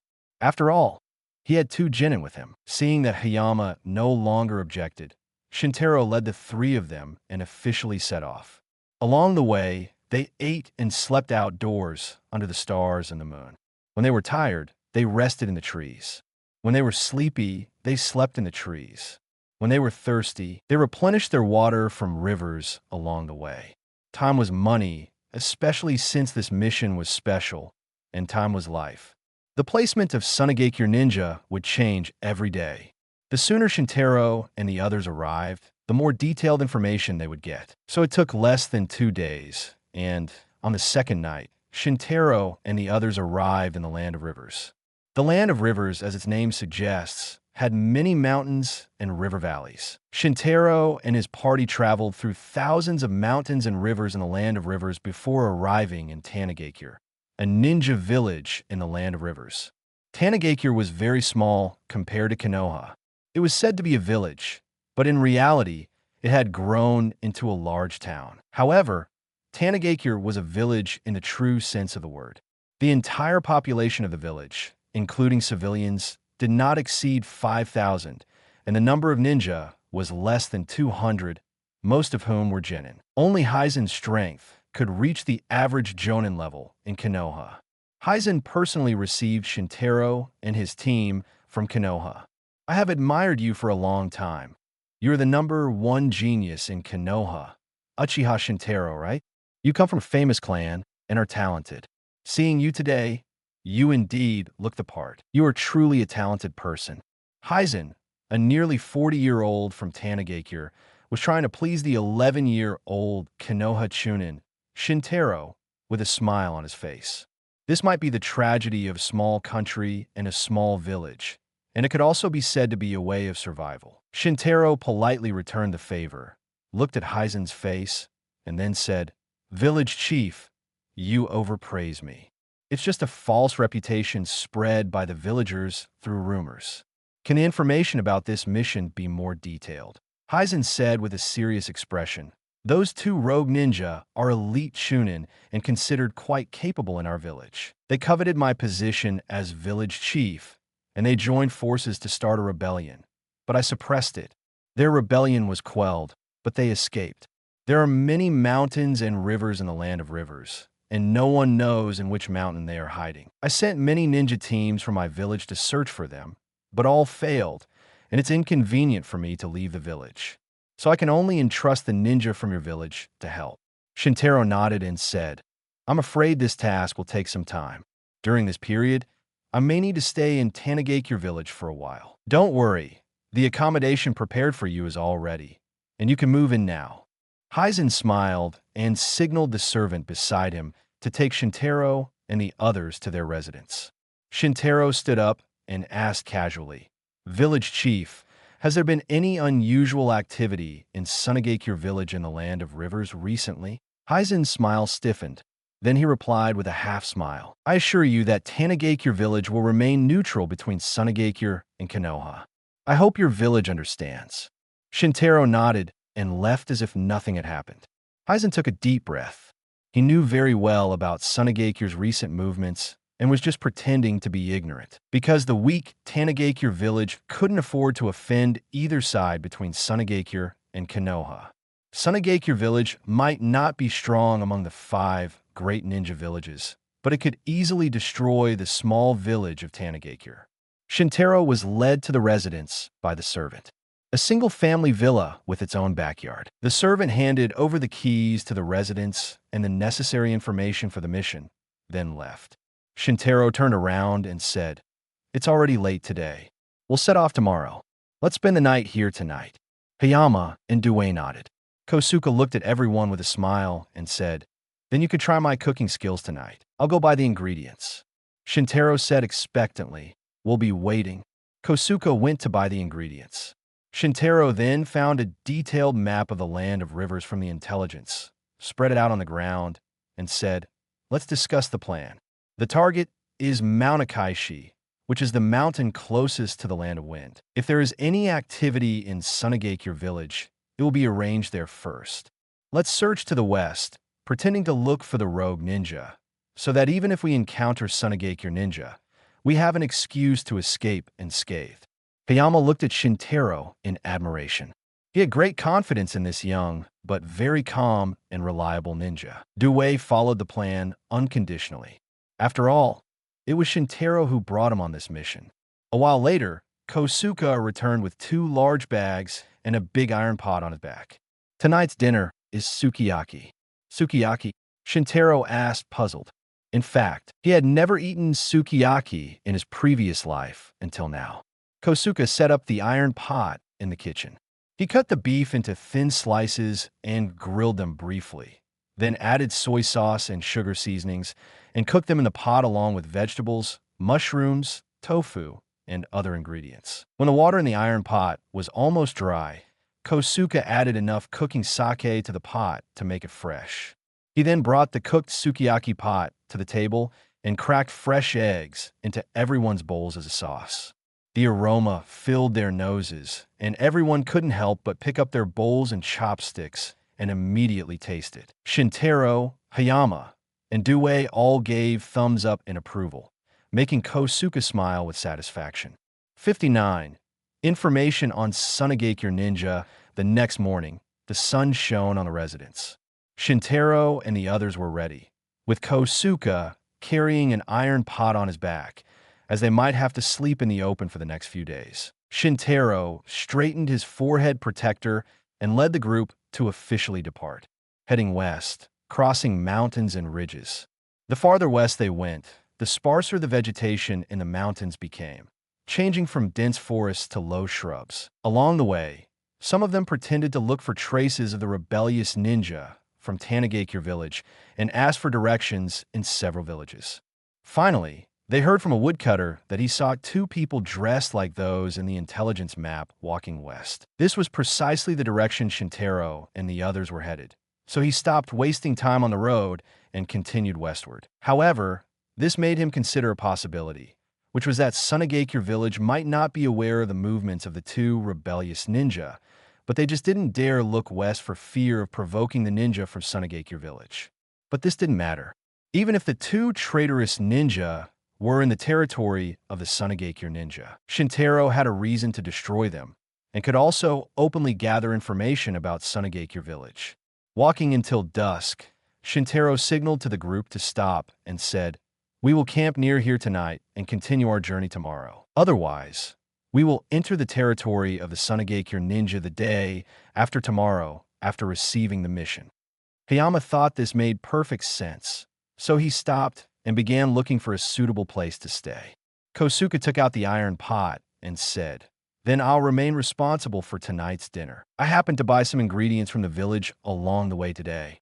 Due took the initiative to help by making a simple stone stove on the ground. Shintaro touched his chin and said, "The ingredients don't include meat, so it's useless. Leave the meat to me tonight." After saying that, he turned and ran towards the mountain. It was getting dark. Hayama found a sheltered cave as a place to stay. Due set up the stone stove and grill outside the cave. Kosuke used the knife on his waist to carve out 4 pairs of wooden bowls and chopsticks, and prepared the pot to boil water and put the other processed ingredients into the pot to cook. At this moment, the 3 of them looked ahead. Captain Shintaro. Hayama was a little surprised because at this moment, Shintaro was carrying a large prey on his back. With dark fur, a fat and strong body, and a long snout, it looked like a wild boar weighing 200 to 300 pounds. A kunai was stuck in one of the wild boar's eyes, deeply embedded. Shintaro had just finished hunting and was in a good mood. He put the wild boar on the ground and said, "Tonight is a feast." Kosuke raised his knife and stepped forward to inspect it. While holding the wild boar, he praised, "This hunting technique is amazing. There's not even a single wound on the surface of the wild boar. Just this intact wild boar skin can be sold for quite a bit of money." Shintaro responded matter-of-factly, "It seems my skills are nothing new." Kosuke skillfully performed a series of actions, bleeding, gutting, dividing, and cutting the meat all at once. Soon, the pieces of meat were put into the pot to boil together with the ingredients in the pot. The other parts were skewered and grilled on the barbecue, and the 4 pig legs were marinated with seasoning and then roasted. For a moment, the strong aroma of food filled the entire area. At this moment, Shintaro said, "Hayama, there are some uninvited guests at 6 o'clock. Go handle them." Upon hearing this, Hayama immediately held the long sword at his waist with the back of his hand. He stood up and carefully examined the movements in that direction. Sure enough, he noticed something unusual and admired Shintaro even more in his heart. At this moment, in the bushes tens of meters behind Shintaro, several men were crouching and peeking at Shintaro and the others. "Damn, it smells so good. Aniki, let's rob them. I'm starving." The man called Aniki said with a serious face, "Ordinary people wouldn't stay in the mountains at night. Be careful. If there are other ninja, you'll be in trouble." "Aniki, look. That guy is standing up. Not good. Let's quickly." Aniki was about to tell his brothers to flee. At this moment, along with a burst of falling leaves from the sky, a voice was heard. "Now that you're here, don't leave." Hayama suddenly appeared beside them. Several people were frightened and drew their weapons to slash at Hayama. A cold light flashed in Hayama's eyes, and he dodged and struck with several sword movements. Bloody mouths appeared on several people's hands, severing their tendons. Hayama then dragged several people over to Shintaro. Shintaro said lightly, "Just leave 2 of them alive." He was fully aware that the people in front of him were all evildoers, so he felt no psychological burden when killing them. Several people wailed and begged for mercy, but they were executed by Hayama until only 2 were left. Kosuke looked normal and kept cooking as if nothing had happened, but Due seemed a bit uncomfortable but said nothing. This showed the difference between them. Although Shintaro and Hayama were young, they were both elites in the village, whereas Kosuke was an old-school ninja who could perform tasks alongside the Hokage. Only Due had been involved in low-level genin missions, so he might not be familiar with such things. The 2 surviving people were frightened, and Shintaro revealed all the information with just ordinary questioning. It turned out that these people were bandits from around the area. They usually hung out in the village and relied on robbery to meet the daily needs of the bandit village. However, a few days ago, a group of ninja from Sunagakure village came and forcibly occupied their cabin. The bandits fought back, but were slaughtered until only a few escaped. They had just seen Shintaro and the others cooking on a mountain and approached because of the aroma of the food. When they were about to take action, Hayama took care of everything by himself. The information from the two people could basically be confirmed as true by comparing their stories with each other. Shintaro then asked specific questions about the specific location of the bandits' camp, the characteristics and the number of those ninja, and then signaled Hayama to deal with the two people as well. After Hayama neatly handled them, he dug a big hole in the ground, threw all the bandits' bodies in, and buried them. After finishing all this, Kosuke's cooking was almost done, but the grill beside him was still roasting the pig legs. The four of them sat around and enjoyed the meal. Kosuke could always use simple ingredients and seasonings to make delicious dishes, which was indeed a great skill. Shintaro was drinking pork and vegetable soup and eating barbecue when Kosuke said, "From a description of these two bandits, the two Tanagakure village rebels should have defected to Sunagakure village. How do we proceed?" Shintaro smiled and replied, "Isn't this exactly what we wanted?" 60. Sunagakure Ninja Fortress. After Shintaro and the others had their fill of food and drink, they slept soundly in the cave. The next morning, they heated up the leftover broth from the previous night. It was delightful to drink the delicious broth upon waking up. Shintaro joked, "Luckily, I brought Kosuke with me on this mission." Hayama and Due also agreed. After all, when they went on missions in the village before, they mostly relied on food pills to satisfy their hunger. Kosuke would always smile broadly when faced with everyone's praise.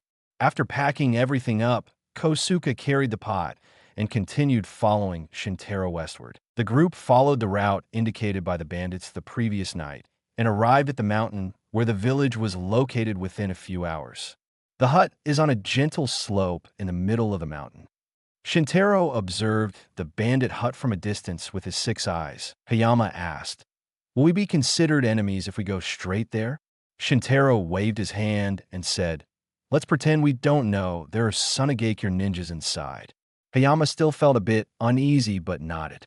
Kosuke patted Hayama on the shoulder and said, "Even if there's an accident, we'll protect you." Hayama suddenly felt comforted but realized he was the vice captain. So he gripped the sword behind his waist and said, "I'll be the one protecting you." Due stood beside him and said seriously, "I will protect you with all my youthful vigor." Shintaro turned with a smile on his face and said, "Rather than you, it's the Sunagakure ninjas who should be more worried right now." The group relaxed and smiled, and the originally serious atmosphere dissipated.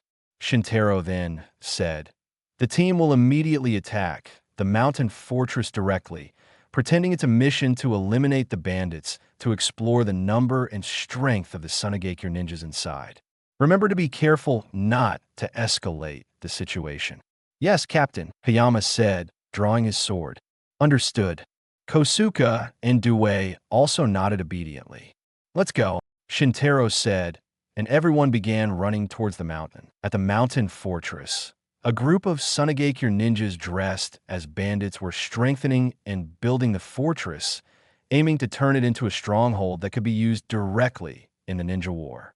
The disguise as bandits was to avoid detection and leaking intelligence. This place was located west of the Land of Rivers, very close to the Land of Wind, and the early stages of the ninja war had not yet spread to Sunagakure village, so the Sunagakure ninjas were quite relaxed. The Sunagakure ninjas were slowly building their fortress. A Sunagakure special jonin with a white cloth on his head shouted while helping push a transport truck carrying stones for construction, "Hurry up! Do you want to be scolded by that woman?" The Sunagakure ninjas were immediately scared and quickened their movements. It seemed that this special jonin was currently the highest commander of this fortress, and the woman they mentioned should be a higher level leader. Boom, a loud noise interrupted the movements of all the Sunagakure ninjas, and the gate of the hut was blown up by a fireball. The large burning wooden door broke apart and flew back more than 10 meters, hitting the ground hard, causing splinters of wood and fire to fill the sky. Black smoke billowed and swirled into the air. Enemy attack.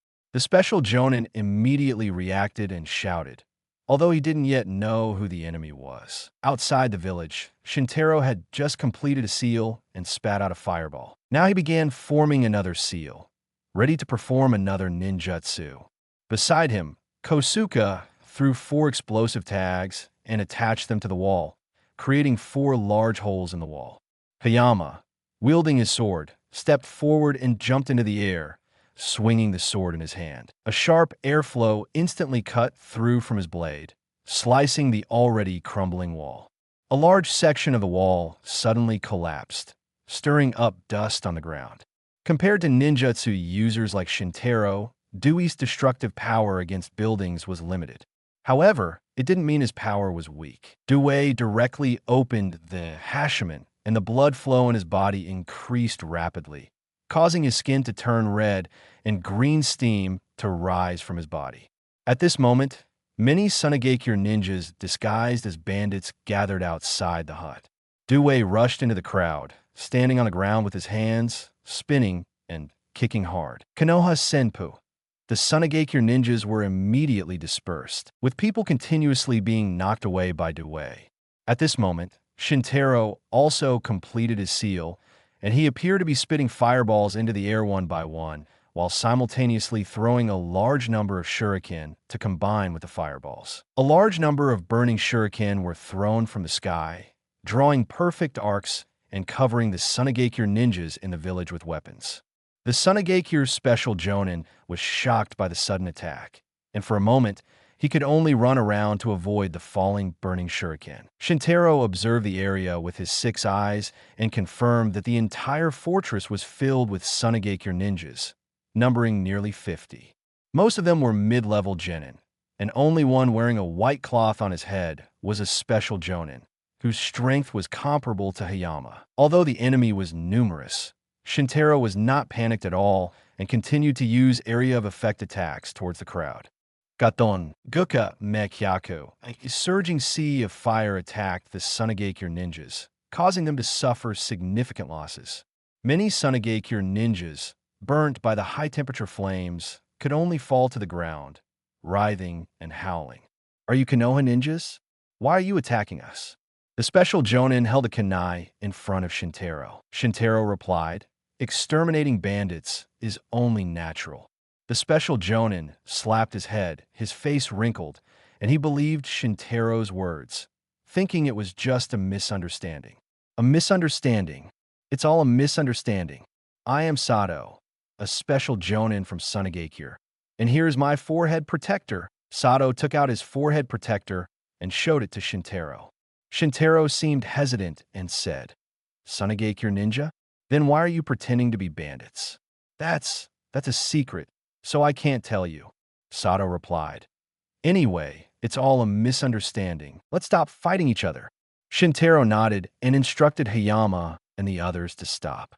At the same time, he revealed his identity to Sato, Chunin Konoha Uchiha Shintaro, leading a team to exterminate bandits. "That ponytail guy is my vice captain, Shirakumo Hayama. The one carrying the pot is Jinin Mariboshi Kosuke, and the one wearing green tights is Jinin Might Dewey." Chunin, Jinin. Sato looked like he had just seen a ghost, shocked by the status of Shintaro and the others as Jinin. After all, the ninjutsu the other party had just used were all Jonin level, and these 4 ninjas, who weren't even special Jonin, were actually suppressing the Sunagakure ninjas in the entire fortress. Sato was shocked and humiliated. "Since it's a misunderstanding, let's leave it at that." Shintaro continued, "By the way, we still have a mission, which is to eliminate 2 rebel ninjas from Tanagakure village. I don't know if you've seen them before. Here are their photos." He handed the photos of the rebel ninjas to Sato. Sato glanced at them and returned the photos, saying, "I haven't seen them before." Shintaro looked at Sato, nodded, and said, "That's okay, goodbye then." With that, he led the 3 of them and left the fortress. 61. The envoy. After Shintaro and the others left, Sato immediately became anxious. While sending people to count and treat the wounded, he also dispatched someone to report the situation and request support. 2 hours later, Sato awaited the reinforcements. "How many are injured?" A woman walked in briskly, her voice firm and steady. Sato stepped forward and responded, "A total of 37 are injured, 25 with minor injuries, and 12 seriously injured. 2 of the critically injured have died from their wounds." The woman immediately turned to the Sunagakure ninja behind her and commanded, "Have the medical ninjas start treating the injured immediately, prioritizing those who are critically injured. No more lives can be lost." "Yes, Pakura-sama," a female medical ninja replied respectfully. Sato was extremely nervous now. After all, he was facing his direct superior, Pakura. Her reputation in the village was nearly second only to Elder Chiyo and the current Kazekage Raza. Her strength was even more impressive, possessing the ability to roast people alive into mummies. Pakura frowned and reprimanded Sato. "A bunch of trash. Being beaten like this by a few Chunin and Genin from Konoha. How do you expect me to explain this to the village?" Sato immediately defended himself, saying, "Pakura-sama, the strength of those Konoha ninjas is extraordinary. One is adept at wind element swordsmanship. Another is proficient with ninja tools and has excellent sword skills. And there's an unusually powerful taijutsu ninja. None of these people are less powerful than I am. Their captain is from the Uchiha Clan. His name is Uchiha Shintaro. He is even stronger, using fire ninjutsu with the power of a jonin. I'm not his match. I'm afraid only you can deal with him." Pakura felt Sato was trying to evade responsibility and still looked displeased, continuing to ask, "Uchiha Shintaro? Why haven't I heard of this name? Is he a new powerful Uchiha?" Sato hesitantly replied, "He is an 11 or 12-year-old boy." "What?" Pakura felt both angry and shocked. She knew something about Sato's strength. He was primarily a jonin. However, he was saying that a preteen Uchiha boy was better than him. Pakura's first reaction was to think Sato was making excuses to avoid blame. But after seeing the large charred marks inside the fort and the numerous burn wounds, she slowly began to believe the facts she had to admit. Konoha, Uchiha, truly talented. Pakura could only sigh. "Pakura-sama, something has happened at the base." A ninja rushed into the fort and reported the situation breathlessly. Pakura was startled by the news. "What?" 1 hour earlier, in the land of rivers, Akaishi Mountain, a stone fortress stood on the red desert on the western side of the mountain. Inside and outside the fort, hundreds of Sunagakure ninjas were orderly building the stronghold. At this moment, behind a ridge, 4 figures lay on the ground, hiding their presence. "Captain Shintaro, did you really see the 2 rogue ninjas inside?" Hayama couldn't believe Shintaro had seen the 2 rogue ninjas from such a distance. "So what should we do? Should we negotiate or attack forcefully?" Kosuke, experienced in missions, immediately proposed 2 plans. Due also looked at Shintaro blankly. He didn't know what to do. He only knew to follow orders. Shintaro thought for a moment and then said, "Our primary task is to gather information on Sunagakure. If we just negotiate, regardless of whether Sunagakure is friendly or not, we won't be able to gather detailed information inside, and attacking forcefully will not end well. If this triggers a war, we will be the sinners of Konoha. So, my plan is to divide our forces into 2 groups. I will send a shadow clone to lead you, pretend to attack the fort, and take the opportunity to kill the 2 rogue ninjas. This way, we will have a reason to retreat. Sunagakure ninjas will think we have achieved our goal, and we won't be held accountable. My main body will take advantage of the chaos to sneak into the fort and gather detailed information. You don't need to worry about me after you retreat. Take the bodies of the 2 rogue ninjas to Tanagakure village." Shintaro explained his plan. Kosuke worried about Shintaro's safety and said, "Captain Shintaro, you are Konoha's genius, and I am just an old genin. Leave this dangerous task to me." Hayama and Due also voiced their concerns. Shintaro waved his hand and said, "Trust me, nothing will happen. This way, if I haven't returned by then, you will ask Tanagakure village to send troops to mediate. Sunagakure village's preparations for war are not complete. They won't kill me easily and let the war break out first." Shintaro proposed a solution, making Kosuke and the others feel a bit relieved. He then used his shadow clone, which led them down the mountain. The main body still lay in place, waiting for the opportunity. The main targets of this ruse are the two rogue ninjas from Tanagakure village, Hayakawa Okura and Moritani Shinya. Shintaro's shadow clone passed on the photos, allowing Kosuke and the others to remember the target's appearances. After entering the fort, head straight for the targets, distract the Sunagakure ninjas from the fort, and create opportunities for the main body. Yes, Captain Shintaro. Hayama was the first to respond to Shintaro, fully recognizing the younger captain. Pay attention to your safety. If it's not possible, retreat. There's no point in losing your life here. Shintaro's shadow clone continued to instruct. Although the shadow clone and the main body had two consciousnesses, they thought the same way. Kosuke looked at him and admired Shintaro in his heart. If I had this character when I was young, maybe they wouldn't have had an accident. When Kosuke was young, he killed two teammates because of his desire for success. Therefore, he knelt in front of the second Hokage and repented, vowing to be only a genin in his life. In fact, Kosuke's water element ninjutsu was obtained from the true heritage of the second Hokage. In a mission to protect Sarutobi Hiruzen's injured left eye, he received the Shuriken Shadow Clone technique from the third Hokage as a gift. Kosuke's strength was not inferior to Konoha's Jonin. Due agreed with what Shintaro said. He was willing to sacrifice himself for Konoha, but that didn't mean he underestimated his own life. Otherwise, he wouldn't consider the gate of death, Hashiman, as a last resort. Due, is your injury okay? Shintaro asked. The side effects of opening, Hashiman slightly overwhelmed his body, and Shintaro could see clearly with his 6 eyes. Due was deeply moved and replied, "Thank you for your concern, Captain. I'm fine. I can return to the village to recover for a while." Shintaro nodded and said no more. The 4 of them rushed towards the fort. This time, someone was guarding the fort, and Shintaro and the others were already spotted. "Who goes there?" the man shouted. Shintaro and the others ignored him and directly ran towards the wall of the fort. 62. Secret infiltration. The Sunagakure ninjas inside the fortress immediately reacted. However, Shintaro began throwing smoke bombs and detonating explosive tags and other ninja tools around him, severely disrupting the movements of the Sunagakure ninjas.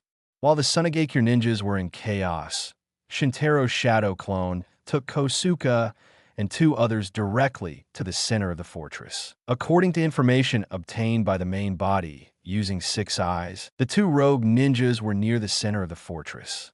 "Enemy attack! Enemy attack!" The surrounding Sunagakure ninjas shouted, but it was difficult to organize an effective defense for a while. They could only unleash random wind element ninjutsu on the trio, but Shintaro used large-scale fire ninjutsu to push them back. Among the 5 chakra elements, fire counters wind. Not to mention, Shintaro's fire element achievements far exceeded the wind element level of these Sunagakure ninjas. Kosuke threw various ninja tools around.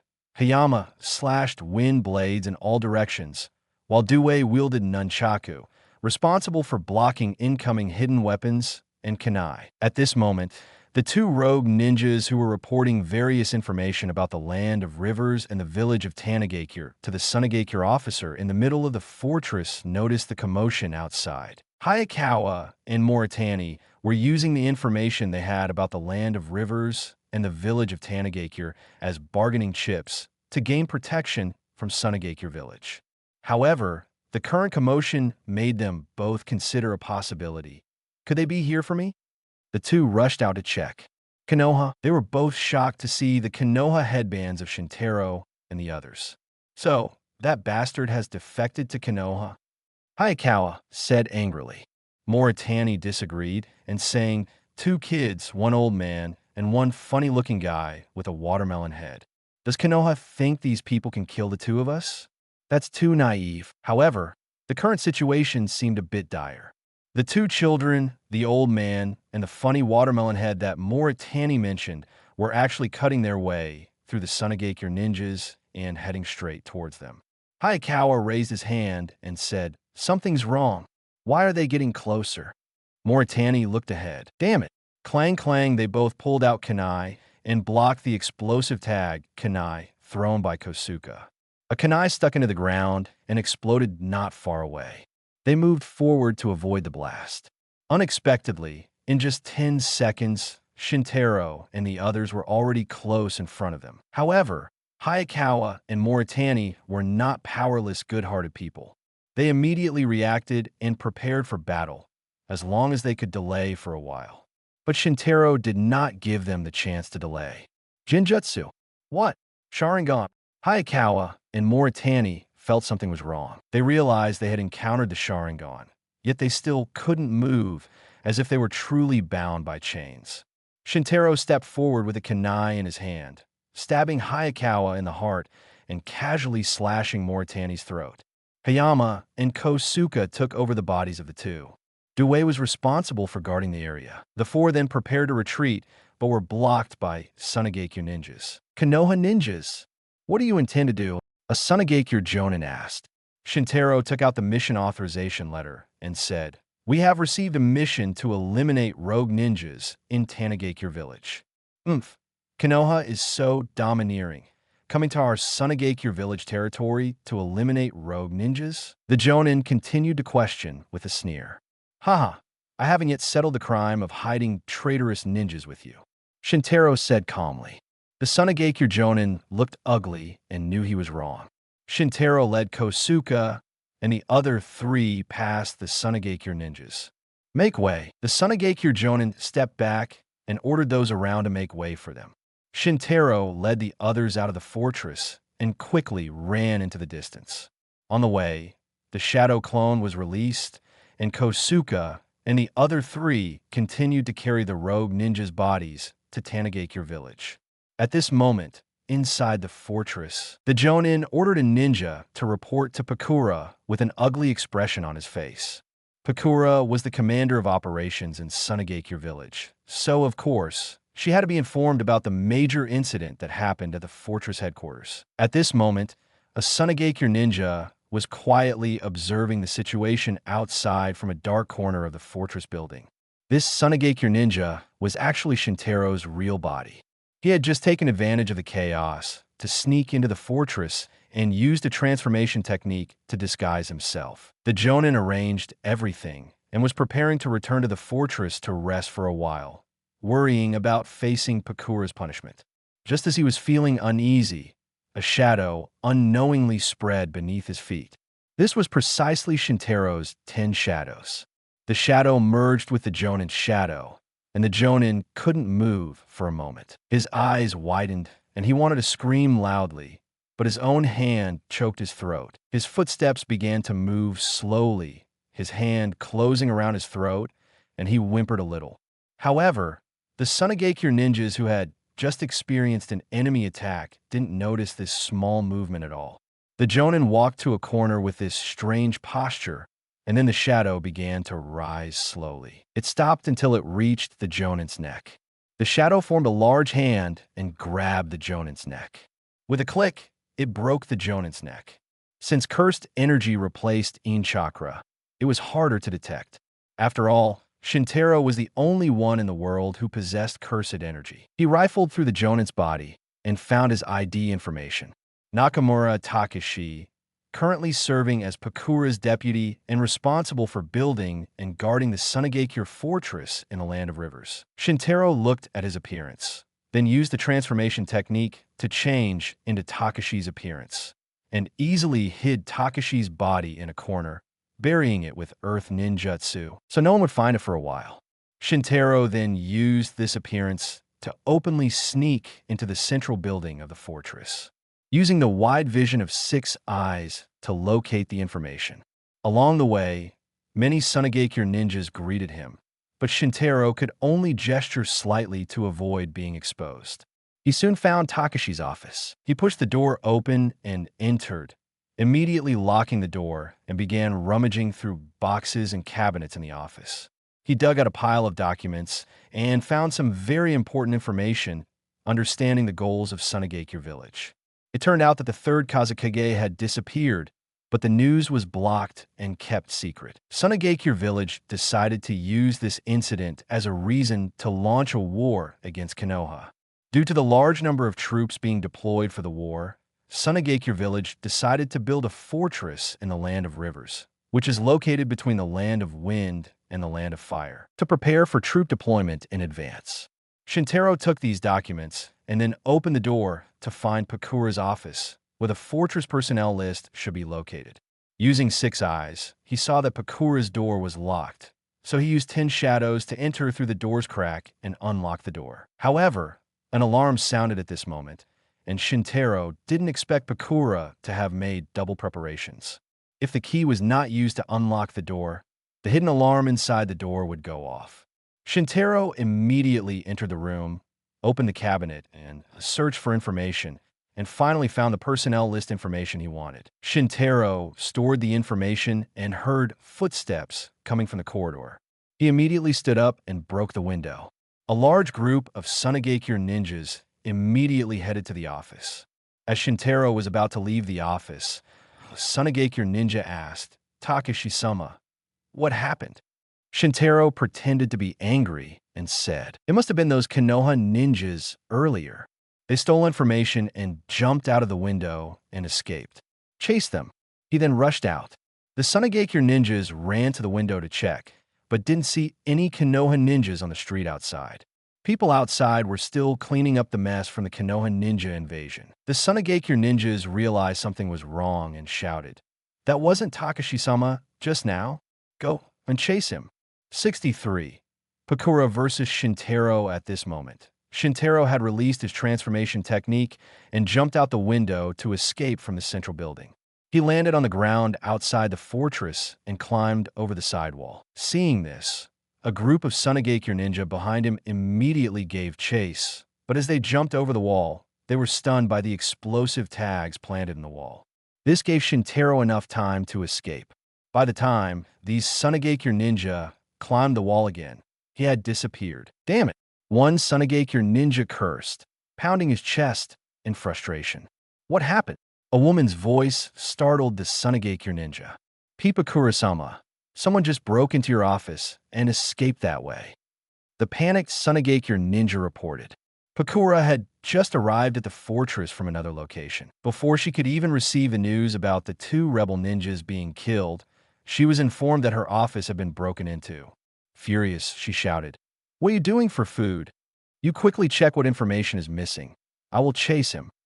With that, Pakura immediately ran off into the distance. The Sunagakure ninja exchanged hesitant glances and then could only follow her orders, quickly returning to check what information had been lost.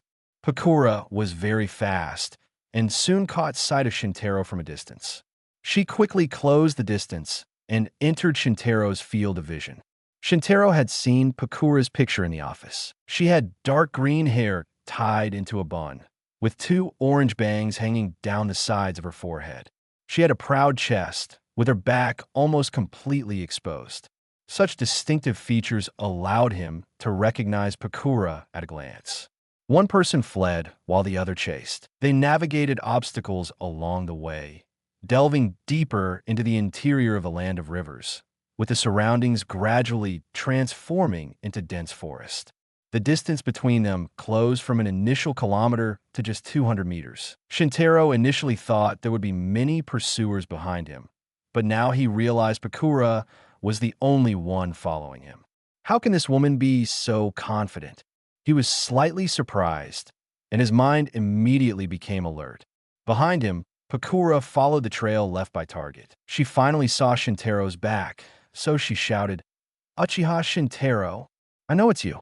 Drop the information, and I can spare your life." Shintaro's footsteps finally stopped, causing Pakura to smile and quickly catch up. You know what? Before she could finish speaking, 2 shurikens flew past her side, grazing her cheek and flying into the forest behind her. "You, then don't blame me." After dodging the shurikens, Pakura extended her hands and summoned 6 orange fireballs. With his 6 eyes, Shintaro could clearly see that these basketball-sized fireballs contained extremely terrifying power, mixed with the extreme dryness of the wind element and the high temperature of the fire element, enough to instantly mummify a person. Is this Shikutten? Shintaro was curious. He had learned about Shikutten from Pakura and her renowned reputation within Sunagakure from the information obtained at the fortress. This Shikutten seemed more dominant than Terumi Mei's Futten and Yotan. But perhaps it was just a difference in the users, as Pakura was already famous and powerful, whereas Terumi was still growing. The burning fireballs were directed by Pakura-like arms, forming a circle and flying toward her opponent. Shintaro used Suiden, Suiden no Jutsu, while stepping back. The water dragon bullet shot out from his mouth, hitting the 6 fiery spheres around him. After a fierce collision, the sound of water evaporating into steam was heard. Although the water dragon bullet blocked the fireballs, it also evaporated. This high-temperature steam was also a deadly weapon. Seeing the large-scale water dragon bullet, Pakura thought her opponent indeed had the strength of a Jonin, and she became more serious. An Uchiha with a high-level water element. She became curious about the other's strength. After all, she had only heard that the enemy was very strong before. Though the water dragon bullet temporarily blocked the fireballs, it quickly evaporated, while the fireballs remained intact.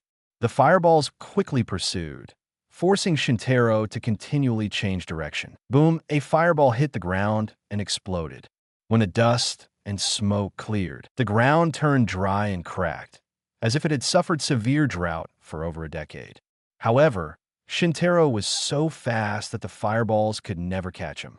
Pakura circled around with a kunai in hand, attacking with fireballs back and forth. But Shintaro seemed to have eyes in the back of his head, countering Pakura while dodging fireballs from all directions behind him. Shintaro, Pakura, and the fireballs danced a deadly dance in the dense forest. He struck Pakura's chest with his palm. Shintaro used cursed energy, making his palm strike very powerful. Fortunately, Pakura's proud twin peaks provided a significant cushion, preventing her ribs from breaking. Pakura was slapped away, causing the other fireballs to fall into the air, turning the ground into cracked and scorched earth. Shintaro nimbly flipped back to avoid the fireballs and lifted his palm as if reminiscing about the special touch earlier. Pakura retreated dozens of meters, covering her chest with one hand in shame and anger, while controlling the fireballs with the other hand to gather in the air into a massive fireball with a diameter of 2 to 3 meters, as hot and dazzling as a small sun. Go to hell. The fireball instantly expanded and exploded in the air, covering everything within a 50-meter radius. The earth turned scorched, trees at the center of the explosion became void, and those on the edge turned into dead wood. A vast open space suddenly appeared in the dense forest. The dust and smoke from the high-temperature explosion had not yet dissipated.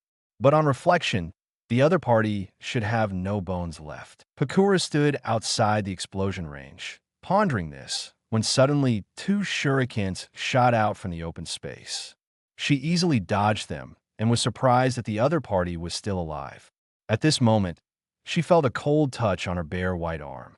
Pakura looked back in shock. She saw that the 2 shurikens just now were actually connected to invisible thin threads. They flew back in a circle and moved the thin thread from the first 2 shurikens. 4 thin threads formed a grid, trapping her inside. The grid quickly shrank, binding her body and tying her to a large tree behind her. Pakura gritted her teeth and raised her palm to summon a fireball, intending to burn the thin wire. But for some reason, the fireball slipped from her hand and was sucked into the opponent's hand. She saw Shintaro's face full of excitement, and he said to himself, "Blue, I finally mastered this again." Shintaro casually threw the fireball to the ground, then walked toward Pakura and said, "I never planned to kill you from the start, but you attacked me so ruthlessly." Sure enough, beauties are like snakes or scorpions. 64. The agreement between 2 people. Pakura struggled to free herself, and the strong thin wires pierced deeply into her soft, white flesh. At the same time, she unleashed a fireball to attack once more. But Shintaro merely raised a finger, and, strangely enough, the fireball stopped in front of him. Limitless technique knew no bounds. Shintaro then dropped the fireball to the ground, walked towards Pakura, stepped forward, and pinched her chin, forcing them to look at each other despite her resistance. Jinjutsu. The double Magatama, Sharingan, slowly rotated, projecting illusions into Pakura's brain through the enhanced Sharingan. This technique, strengthened by the Sharingan, now affected not only vision but also the sense of touch, making it harder for someone to break free. However, Pakura still struggled, and her face quickly turned red. Shintaro looked confused. What? Did this trick not work? From Pakura's perspective, the thin wires tied around her body suddenly turned into thick vines, and several flexible, bendable vines began to sprout from the large tree behind her. The vines were highly dishonest, with two of them reaching her chest, exploring her entire body. No wonder Pakura's face turned red instantly. Bastard! Scoundrel! Shameless! Pakura could no longer bear it, groaning and cursing loudly. Shintaro realized it wasn't that the trick didn't work, but that it worked too well. So, he laughed evilly and said, "Don't get too excited. I'll just unleash this Jinjutsu. It's up to you to decide what you see. The more you fear, the more bad things you'll see. Similarly, the more you think about it, the more bad things you'll see." Hearing this, Pakura began to try calming herself, attempting to suppress the odd sensations on her body and mind. Gradually, the redness on her face started to fade, and her eyes went from blurry to clear. Pakura saw the other party looking at the information found in her office and immediately began to struggle again. Don't move if you don't want to experience what you just felt again. Shintaro lifted his eyes, seeing Pakura now scared and stopping her movements.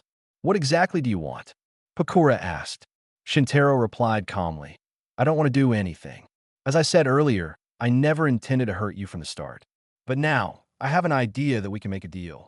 He pulled out the information he had read and showed it. When I was searching for information earlier, I came across your diary. Pakura stared at him with wide eyes, seemingly concerned about the diary, as it was her private property. The third Kazekage disappeared, and Raza was appointed as the acting Kazekage. You seem dissatisfied with this because you think this position should have been given to you. Raza is wary of you and sent you out of the village to be in charge of the fortress construction in the Land of Rivers. In fact, he's consolidating his power in the village and preparing to officially replace the fourth Kazekage. TSK, it seems there's a rift between you and the village, Shintaro said, shaking his head and showing a look of regret. Pakura sneered and said, It seems you want to estrange me from the village. You better give up. Shintaro smiled faintly and continued, Don't worry, just listen to me. I can return all this intelligence to you. After all, I've already noted down its contents. This way, you won't get into trouble with the village for losing information. Pakura was clearly a bit moved, but still cautiously asked, What do you want? What I want is you. Shintaro's words were so shocking that Pakura was also stunned. Don't overthink it. I'm not interested in you, a woman 10 years older than me. What I need is your power. Shintaro's words made Pakura furious. You scoundrel. Stop trying to win my heart. Shintaro ignored her emotions and continued to state his terms. If Raza dies on the battlefield someday, you might become the Kazekage. At that time, I hope to receive your help. Of course, these terms might seem a bit one-sided, so I can also offer you assistance in the future. It might not be impossible for me to help you kill Raza in the future. Pakura calmed down and weighed the pros and cons, appearing slightly hesitant. Shintaro continued speaking with charm. I won't force you to do anything that harms your village. It's just a mutual promise. Why not agree? Pakura raised her head and firmly said, You must ensure that the help you request will not harm the interests of Sunagakure village. Shintaro raised one hand and swore, I promise that the help I request will not harm the interests of Sunagakure village. Pakura continued to add, I will not use this condition to have you kill Raza. His survival benefits the village. Shintaro clicked his tongue a few times, shook his head, and said, You are well aware of the bigger picture, but Raza might not appreciate it. Pakura glared at him, and Shintaro could only promise, Okay, I won't kill Raza because of this promise, but it doesn't mean I will hold back if I meet him on the battlefield. Pakura then agreed. Give me the intelligence documents, and I promise that we can help each other in the future. This assistance cannot harm the interests of our respective villages," Shintaro said with satisfaction, happy to cooperate. He was about to untie Pakura when he suddenly stopped, as if he had thought of something. His hand paused in midair, making Pakura hesitate, thinking the other party had suddenly regretted it. "There's one more small agreement. You can't disclose the actions I just took to anyone." Shintaro proposed another condition. Pakura slightly lowered her head, staring at the half-grown boy in front of her, and said in a mocking tone, "Are you talking about that strange power and stopping power?" "What?" Shintaro raised his head slightly, noticing that Pakura's chest peaks were quite eye-catching, so he could only continue to stare at Pakura. "Did you just feel pleasure in the Genjutsu?" TSK. The noble and powerful Pakura can actually feel pleasure under the enemy's Genjutsu. You don't want the other Sunagakure ninjas to know about this, right? Then, what would the other Sunagakure ninjas think of you? And what would your cherished disciple think of you? Shintaro's words truly struck Pakura's weak spot. Shintaro learned from the diary that Pakura was someone who greatly valued her face and had a cherished disciple. Pakura gritted her teeth and glared at him fiercely. "Shameless." Shintaro waved his hand and said, "I've heard you say this a lot today." After a while, Pakura sighed angrily and reluctantly agreed. "I promise you, the deal is done." Shintaro smiled faintly and released Pakura. Pakura moved her body and glared at him sharply once more. Shintaro became serious at this moment and said, "There's someone here. Appear with me." Then, he came behind Pakura and held her hostage with a kunai to her neck. "Shameless." Pakura blushed and cursed again, and Shintaro realized that his hand was pressed against Pakura's chest. "Why am I still having trouble with this today?" Shintaro complained in his heart. "Lower yourself a bit. I'm not tall enough," Shintaro said in a low voice. Pakura could only cooperate and bent down slightly, but in doing so, her bare back pressed against Shintaro. No matter how they adjusted, they couldn't get used to it, but at this moment, a group of people Shintaro had mentioned arrived. Pakura-sama. 65. Mission report: A group of Sunagakure ninja approached from the west and quickly surrounded them. Shintaro shouted, "Have your people retreat." A kunai then grazed Pakura's neck, drawing blood. Pakura immediately shouted in cooperation, "Fall back." The Sunagakure ninja looked at each other but did not dare to disobey the order, so they retreated. Both sides were at a stalemate for a long time. At this moment, Shintaro whispered, "It's almost time. Remember our agreement." Pakura seemed to have been waiting for this moment for a long time. She quickly grabbed Shintaro's hand and elbowed him hard in the back. Although she didn't hit her target, she forced him to retreat, and the intelligence documents in Shintaro's arms scattered on the ground. Pakura immediately turned around and used a fireball to drive him away completely. Pakura-sama. The Sunagakure ninja gathered around her, concerned for her condition. Pakura raised her hand slightly to show that she was fine. At this moment, a group of people appeared behind Shintaro. "Captain Shintaro," shouted Hayama. Shintaro also heard the voices of Kosuke and Due. He turned around and saw the three of them rushing forward, followed by a large group of Tanagakure ninja. Hayama quickly came to Shintaro's side and said excitedly, "Great, Captain, you're okay." Kosuke and Due also came to Shintaro's side, taking defensive positions. During the confrontation between the two sides, Hizen reached out his hand to persuade. "You too. It's time to end this. Why don't both sides retreat and let it go?"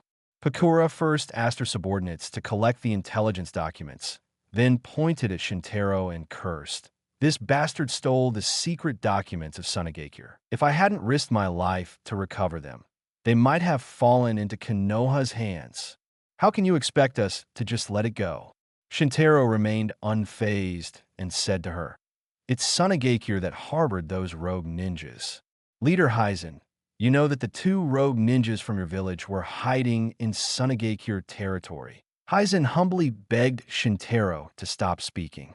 Shintaro, being a Konoha ninja, could stand up to Sunagakure, but Hizen dared not. All right. You've already recovered your information. We will also eliminate the traitors. I won't argue with you." Shintaro said, pretending to be angry. He then waved his hand and turned to leave.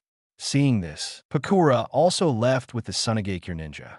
Hizen sighed in relief, as if he had survived a disaster.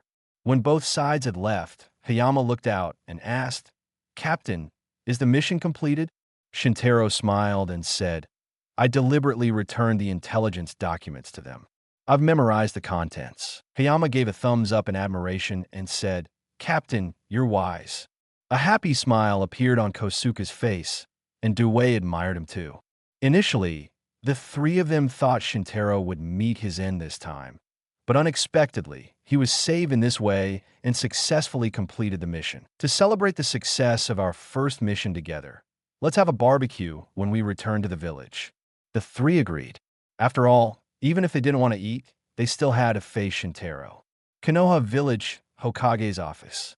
Shintaro, Kosuke, Hayama, and Due reported the mission.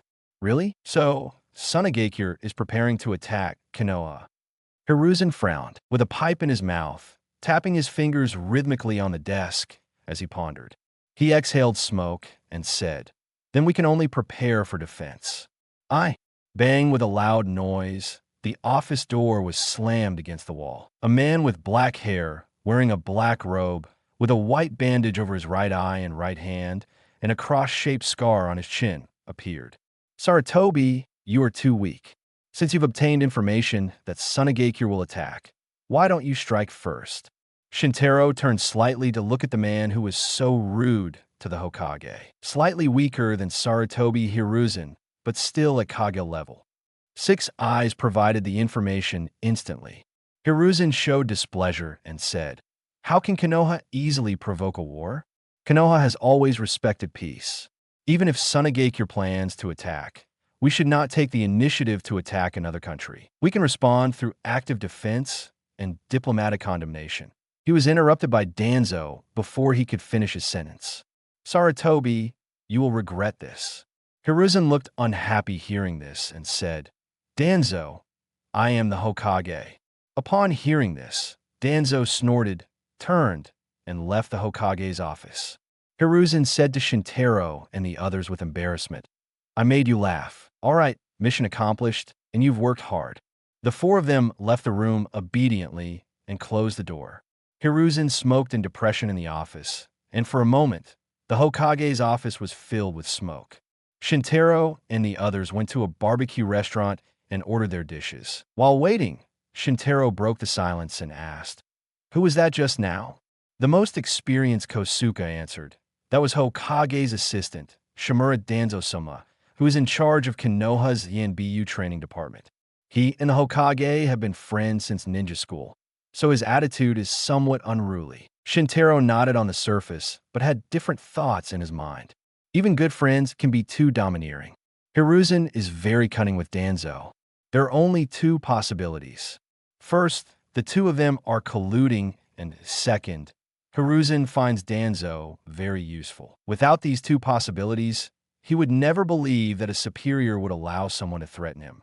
If there were, it would not be a quality superior, because the first task of a superior is to maintain his own rule, and authority is the foundation of rule. As the Hokage who has ruled Konoha Village for decades, Hiruzen must be a competent superior. Under normal circumstances, such a situation would not occur.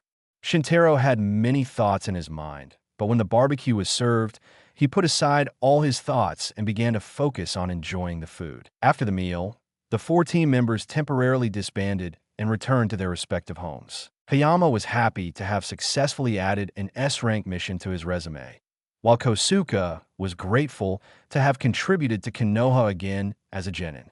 Due was counting the rewards from the S-rank mission, thinking about how he should decorate his house and what kind of meat he should buy to improve his meals. Shintaro was thinking about what he had just seen and heard in the Hokage's office. He was thinking about Danzo and was disgusted with Hiruzen's weak attitude towards others. Maybe it would be more promising to join Danzo. This thought crossed Shintaro's mind for less than a second before it was erased. Danzo's power and status were not as good as Hiruzen's, and Shintaro's status would not be higher if he followed him. It's just that Hiruzen seemed unreliable at the moment. As expected, I still have to rely on myself. Shintaro sighed in his heart. At this moment, a ninja wearing a black robe and a mask blocked his path. Uchiha Shintaro, Danzo-sama has called you. 66. Danzo's recruitment. Shintaro looked up and saw that from the perspective of the six eyes, he could clearly see a large amount of fine chakra in the body of the masked man. Insects? They seemed to be from the Aburame clan. He had met students from the Aburame clan during his time at the Ninja Academy. They had special insects with chakra that nested in their bodies. These insects usually fed on the host's chakra and aided them in battle. The Aburame clan was considered a wealthy clan in Konoha and was renowned as a family of insect controllers in the ninja world. Danzo-sama has called you. Please follow me. The masked man from the Aburame clan repeated his request. Shintaro looked at the face of the masked man and could see through the mask that there seemed to be some kind of seal on his tongue. Combining this with his special identity and the way he observed Danzo's actions, it was not difficult to conclude that this was a prohibition against divulging secrets. Who are you? Shintaro asked. The masked man removed his mask, revealing a face wearing dark sunglasses. There was a purple tattoo mark on the right lip of his face. He spoke expressionlessly. Aburame Ryoma, member of Root. Root? That's the code name for the AMBU training department, right? Shintaro thought aloud. Ryoma put on his mask and continued. Danzo-sama invites you to the Root headquarters. While Shintaro silently wondered whether all members of the Root organization were so rigid, he said, "All right, you can lead the way." The Root organization base was located deep underground, and the AMBU training department building on the surface could directly access the large space 100 meters below ground. Hidden so deeply, it was indeed worthy of the name Root. The Root organization's base was like the roots of a tree buried deep underground, hidden beneath the shadows of Konoha's great tree. The entire base's framework was a solid reinforced concrete structure, and at such depth, the destruction of the Konoha village on the surface would not affect the Root organization's base at all. The depth and breadth of the Root organization's base were vast. Each level was connected with wooden bridges, and the layers were distinct, symbolizing that the Root organization was a hierarchical place. Ryoma led Shintaro to the innermost part of the headquarters and knocked on Danzo's office door. "Danzo-sama, we have arrived." "Enter," came Danzo's voice from inside. Ryoma then opened the door. Danzo sat behind the desk with his hands folded, staring at Shintaro with bright eyes. "Ryoma, please leave us for now." Ryoma obeyed and stepped back, closing the door. "Danzo-sama." Shintaro bowed slightly, his posture very proper. Danzo looked at him with dark, sharp eyes and slowly said, "You received information that Sunagakure is preparing to attack Konoha. What do you think about this?"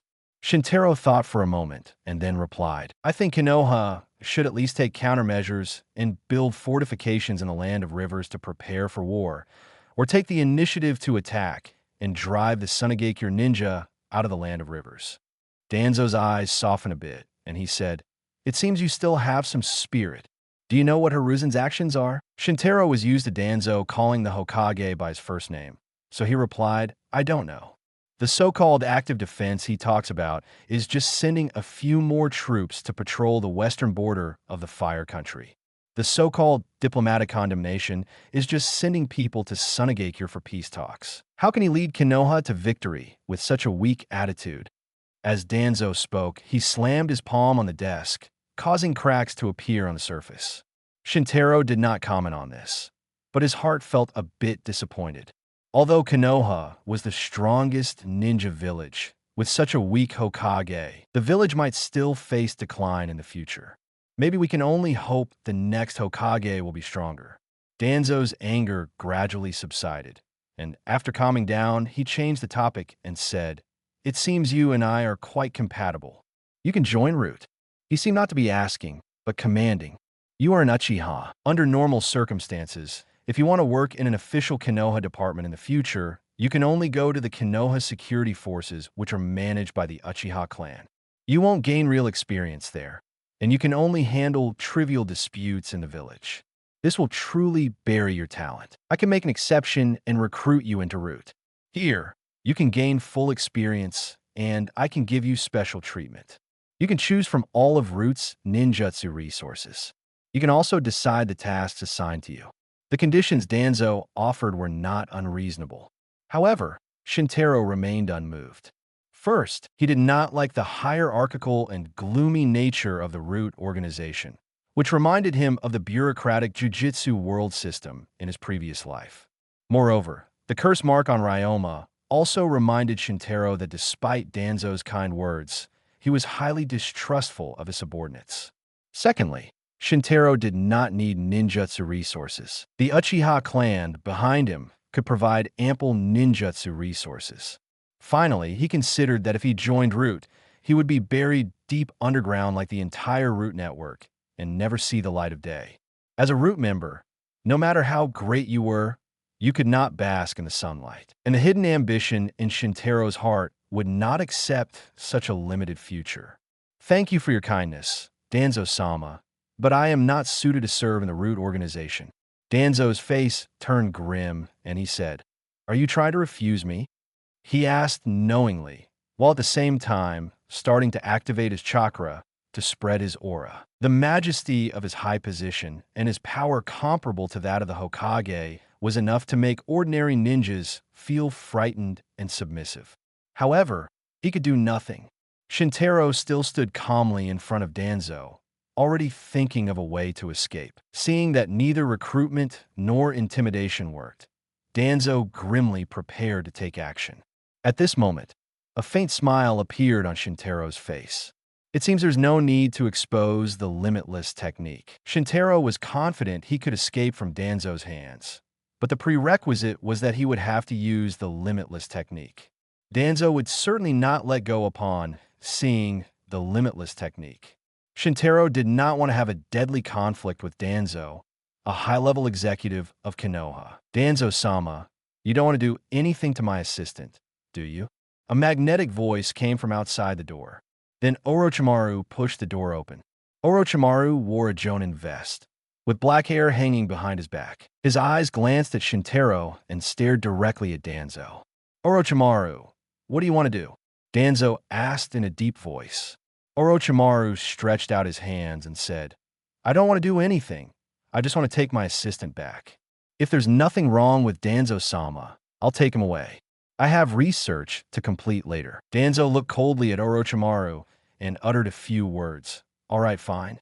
Orochimaru lifted the corners of his mouth, turned around and waved. "Danzo-sama, I'm leaving. By the way, the research we're working on is making good progress. It might take some time to bear fruit. Please be patient." Danzo watched the figures of Orochimaru and Shintaro retreat without saying a word. I must not clash with him for now. Danzo thought twice and could only swallow this anger. 67. Orthopedic surgery. Shintaro followed Orochimaru and left the Root organization's headquarters. "Thank you, Orochimaru-sama, for the rescue." Shintaro expressed his gratitude as he followed behind. Orochimaru replied with a half-smile. "I just happened to be passing by.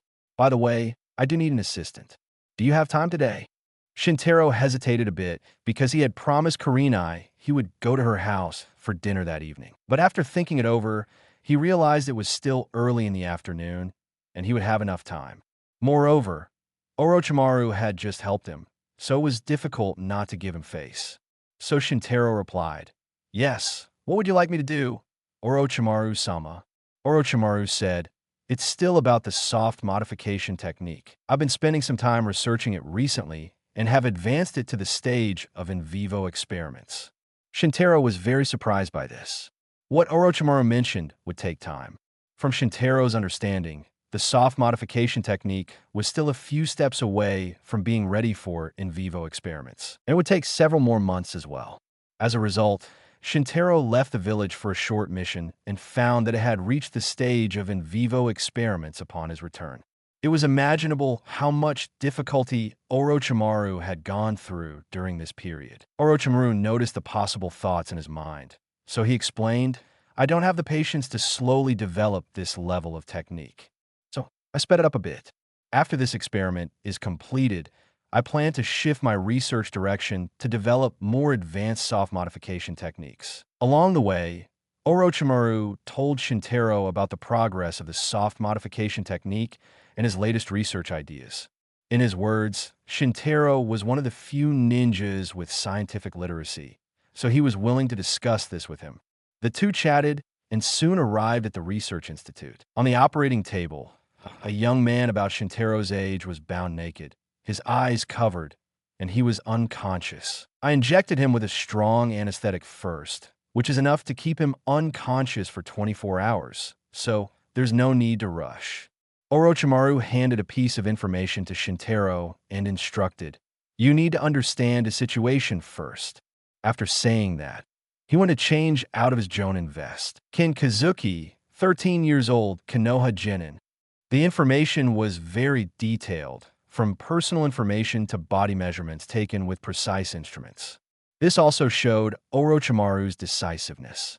Both the intelligence profile and the results observed by Shintaro with his 6 eyes indicated that Kazuki's talent was very poor. Precisely because of this, Kazuki agreed to participate in Orochimaru's human experiments. As the first live subject of this ninjutsu research, it was imaginable how much danger he faced.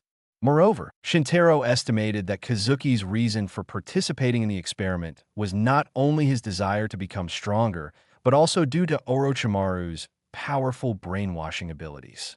While Shintaro murmured to himself, Orochimaru had changed into a dust-free surgical gown. "Shintaro-kun, have you finished reading the information? The changing room is to the right of the door." He wore a green medical mask on his face and looked very professional. Shintaro came to his senses, put the information back into the cabinet, and then went to the changing room to change into the same surgical gown as Orochimaru. Only, Orochimaru was currently much taller than Shintaro, so the surgical gown looked somewhat puffy on him. Orochimaru glanced at him with his vertical golden pupils, then calmly put on thin rubber medical gloves. Shintaro followed suit and put on gloves. Orochimaru began to explain the surgical process. The target transformation for this experiment is mainly the limbs. Let's start with. His narration was very detailed, and Shintaro listened very carefully. Orochimaru had explained that the reason for modifying the limbs was that the limbs would have the greatest increase in combat power. Moreover, modifying the bones in the neck would significantly increase the risk of failure. According to dozens of Orochimaru's simulation experiments, the best result would be hyperplegia. This might be one of the reasons why he was ready to abandon the direction of the soft modification technique. He finished explaining the process and experimental ideas. Then the two looked at each other and formally began the transformation operation. Orochimaru was in charge, and Shintaro assisted. There's no need to go into detail about the process of the experiment. It can be said that Kazuki's skin was peeled, clamped, and his bones were suctioned from the marrow. If it weren't for the strong anesthetic injected beforehand, he would have died from the pain hundreds of times over. After completing the skeletal transformation, Orochimaru skillfully sewed Kazuki's skin and flesh of his limbs and used senjutsu to speed up cell division to accelerate his recovery. Kazuki's body was like a tattered rag doll, quickly and neatly stitched back together by a master tailor. At the same time, Shintaro injected a tube of meat plasticizer into Kazuki. Orochimaru meticulously checked several times and confirmed that Kazuki's vital signs were normal. The experiment was over, and all that was left was to wait for Kazuki to wake up. Shintaro also put down the equipment in his hands with relief. In the previous transformation operation, Orochimaru was responsible for the technical work, while Shintaro was essentially responsible for the physical work. Orthopedic surgery had always been physical labor, even for ninjas, let alone this was not ordinary orthopedic surgery. Orochimaru's vertical golden pupils stared at Kazuki's body, without the slightest excitement in his eyes. Shintaro could understand this. After all, even if Kazuki completed the soft modification, he would still be just a genin with special abilities. Although due to his bizarre techniques, most genin relying on close combat could be suddenly defeated, it would be difficult to deal with ninja at the Chunin level, let alone Jonin. After all, his transformation was not perfect. For example, Bones were a fatal weakness of this soft modification technique. The results of this experiment were almost entirely disproportionate to Orochimaru's and Shintaro's hard work. One was one of the legendary Sannin of Konoha, and the other was the most dazzling genius of Konoha in recent years. Their fame began to spread in various countries. It seemed unnecessary to work hard for Genin-level results. However, scientific research is sometimes like this, and not all efforts will yield corresponding results. Thank you for your hard work, Shintaro-kun. I will handle the aftermath. You can go back. There seemed to be a slight weariness in Orochimaru's voice. Shintaro nodded, went to the changing room to change clothes, and left the institute. Seeing the bright, full moon rising in the night sky, he suddenly remembered something and quickly ran to Kurenai's house. Phew! Shintaro ran to Kurenai's door without stopping, took a deep breath, and was about to knock. At that moment, the door opened. Kurenai! As he was about to explain why he was late, he was hugged by her. Shintaro unconsciously opened his arms, allowing Kurenai to press tightly against his chest. Where did you go this afternoon? You worried me, Kurenai said with a choked voice. I heard you were taken away by ENBU people. I thought. Shintaro's expression softened. He held Kurenai with both hands, gently stroking her back and comforting her. I'm sorry for making you worry. 68. The joy of a woman and the fate of the Uchiha. After Shintaro patiently waited for Kurenai to stabilize her mood, he whispered, I'm okay. Let's go in and talk. Kurenai nodded and let him go. Shintaro went to the bathroom to wash his hands, while Kurenai took the opportunity to calm her emotions and wipe away the tears from the corners of her eyes. Then, they both sat down at the dining table. I was called by the people from the Umbu training department. Their leader liked my talent and wanted to recruit me, but I refused. Then I was taken to the lab by Orochimaru to perform surgery on others. I was so busy that I just got out. Shintaro briefly explained his experience after lunch today. Only then did Kurenai finally feel relieved and said, So that's what happened. I was worried for nothing. Shintaro smiled, looked at the big bowl on the table, and changed the topic. Today is udon. I'm starving. Let me see if your cooking skills have improved. He picked up chopsticks and prepared a taste. But Kurenai reached out to take the noodles and said, It's cold. I'll heat it up for you. Shintaro gently held her wrist and softly said, It doesn't matter as long as you made it. It's fine even if it's cold. Kurenai was momentarily stunned, then blushed and withdrew her hand. Really? Where did you learn these words? She turned away, not daring to look at him, and began to accuse him. It's all your fault. You knew you had to go to the research institute to be busy, but you didn't greet me beforehand. Shintaro slurped the udon, looked up, swallowed the noodles heartily, and then said, You can't blame me for this. If you want to blame someone, blame Orochimaru. He's the one who took me to the research institute without explaining the duration of the operation first. How could I dare blame Lord Orochimaru? He's a Sannin, and I must not offend him. Shintaro raised his eyebrows and said, So you dare offend me? My future achievements might not be below the level of a Sannin. Why wouldn't I dare? After all, you're just a guy who comes to my house every day to eat and drink. Shintaro shook his head and chuckled, then continued eating the noodles with his head down. By the way, it's been a long time since we did a mission together, right? Shintaro looked up and asked casually. 67 days. Kurenai unconsciously stated the time accurately between now and the end of the last mission they did together. It went without saying what this meant. So both Kurenai and Shintaro were silent for a while. That's right. I shouldn't be too busy during this period. Let's go on a mission together tomorrow without calling those two. Shintaro broke the silence and suggested, referring to Shikaku and Asuma.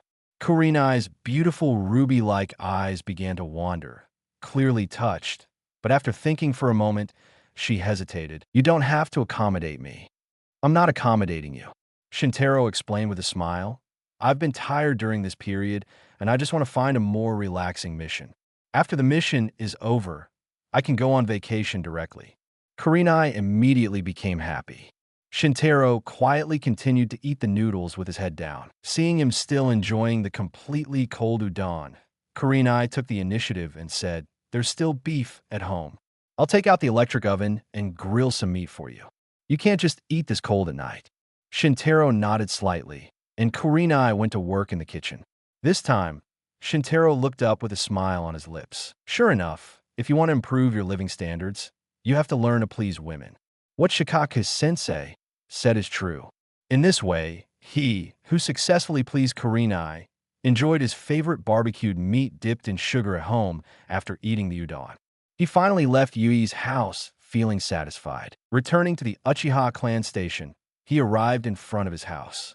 A pitch-black crow was standing on the courtyard wall, hidden under the night sky. "What a coincidence, it's you again." Shintaro recognized the crow he had seen before, and at that time he had used the crow to experiment with a newly developed shadow spell. Blue. With a blue light in his hand, the crow was sucked into his hand and couldn't escape no matter how hard it flapped its wings. Shintaro extended his finger and gently stroked the top of the crow's head, and the crow immediately calmed down. "You and I are still destined, so become my summoned creature." After saying this, he raised Blue and let the crow fly. The crow flew out, circled Shintaro's head a few times, and then landed on his shoulder. "Caw-caw." The crow's voice was harsh and hoarse. The crow cawed loudly on his shoulder a few times and then flew away, deliberately silent, as if waiting for Shintaro to follow. Shintaro then followed without thinking. Crows symbolize wisdom and courage in Japan in his past life, and even in the land of fire in this life. Moreover, Shintaro had studied the habits of crows while hunting in his previous life. The wisdom of crows sometimes surpasses human imagination. Therefore, he naturally believed that the behavior of the crow in front of him had its own meaning. The crow led him to an unnamed cliff on the edge of Konoha late at night, with dense forest behind it and a rushing river in front of it. Shintaro crossed the river and reached the base of the cliff, and was immediately surrounded by a large group of crows. The crows cawed and flew around Shintaro's head, forming a black cloud. The crow Shintaro first discovered flew down and guided him to a cave under the cliff. Shintaro walked into the cave and found a large scroll inside. He half knelt on the ground and spread the scroll on the ground. There were names written in blood lined up from right to left, all Uchiha Clan names. At the top of the scroll was a line of faint words, Yada Garasu summoning contract scroll. Shintaro saw that the last name written on the scroll was Uchiha Kagami. He remembered Fugaku's previous introduction that Uchiha Kagami was a close subordinate of the second Hokage. There was a line of words below Uchiha Kagami's name, written in the same handwriting. Change the fate of the Uchiha. It seemed this line of words was improvised by Kagami after writing his name in blood. Such a sentence had no beginning or end, making it unclear what its specific meaning was. It was not known whether Kagami was motivating himself to change the fate of the Uchiha or warning future generations to change the fate of the Uchiha. Shintaro bit his finger and wrote the name Uchiha Shintaro on the scroll with blood, and he wrote 2 words below the name. He stored the scroll and returned it to its place, letting it stay here and wait for the next person. He stood up and felt the blood connection between himself and the group of crows outside the cave. "This is a summoning contract." Shintaro walked out of the cave, and the crows flew to the ground in an instant and lined up in front of him. At first, a crow took the initiative to fly to him, and he extended his hand to let it land. The crow's claws gripped his right arm, and Shintaro held it in front of him. "I'll give you a name. Let's call you Hikaru." Shintaro casually made up a name. Hikaru then cawed twice as if in agreement. Shintaro extended his arm forward. "I'm going to sleep. I'm not a nocturnal animal like you. Goodbye." As Shintaro left, the crows on the ground began to flutter and fly, dispersing and disappearing into the dense forest. 69. Vacation the next day at the Konoha Mission Gathering Point. Shintaro and Kurenai arrived here to receive their mission. Uchiha Shintaro, Yuhi, Kurenai. What level of mission would you like to choose? A staff member asked after checking their ninja IDs. Regarding this matter, they had already discussed it beforehand, so Shintaro answered, "Sea level, preferably an escort mission abroad. The staff nodded after hearing this, and after some checks, entrusted them with several tasks. Shintaro approached Kurenai and placed the authorization letters in front of them, selecting a task together. He looked around but didn't make a decision. This time, Kurenai extended her white finger and pointed to one of the commission tasks, saying, "How about this one? Escort a caravan." "Huh, this one will do." Shintaro agreed with a nod. The land of hot water is a friendly neighbor to the land of fire. These two countries have always been peaceful. The land of hot water has beautiful scenery and a thriving tourism industry, making it perfect for a vacation. Kurenai smiled and said, "I heard the hot springs in the land of hot water are very famous. Bathing in them can restore health and beautify the skin." Shintaro smiled and shook his head slightly, returning the other task authorization letters to the staff, and then went back to Kurenai after completing the task registration. "You're already beautiful enough. If you beautify yourself more, you won't leave others a chance to survive." The two chatted and laughed, which made the staff praise them. "He can talk so well at such a young age. No wonder he can take his girlfriend on a honeymoon." Shintaro took Kurenai to the hotel where the caravan group was staying and met with their client. The client was a businessman in the hot spring city of the land of hot water. He mainly traveled between the land of fire and the land of hot water to make money by buying and selling goods. Therefore, the size of the caravan was not large, and there were less than 10 people, including 2 guard ninjas. The caravan set off that afternoon and encountered no danger along the way. However, one day, some thieves targeted the caravan and hid in the forest to ambush them. Shintaro struck the shoulder of one of them with a kunai from a distance and pinned him to a tree, which frightened all the thieves. This danger was still within the scope of a sea-level mission, which is normal. After all, not every sea-level mission inexplicably becomes an S-level mission.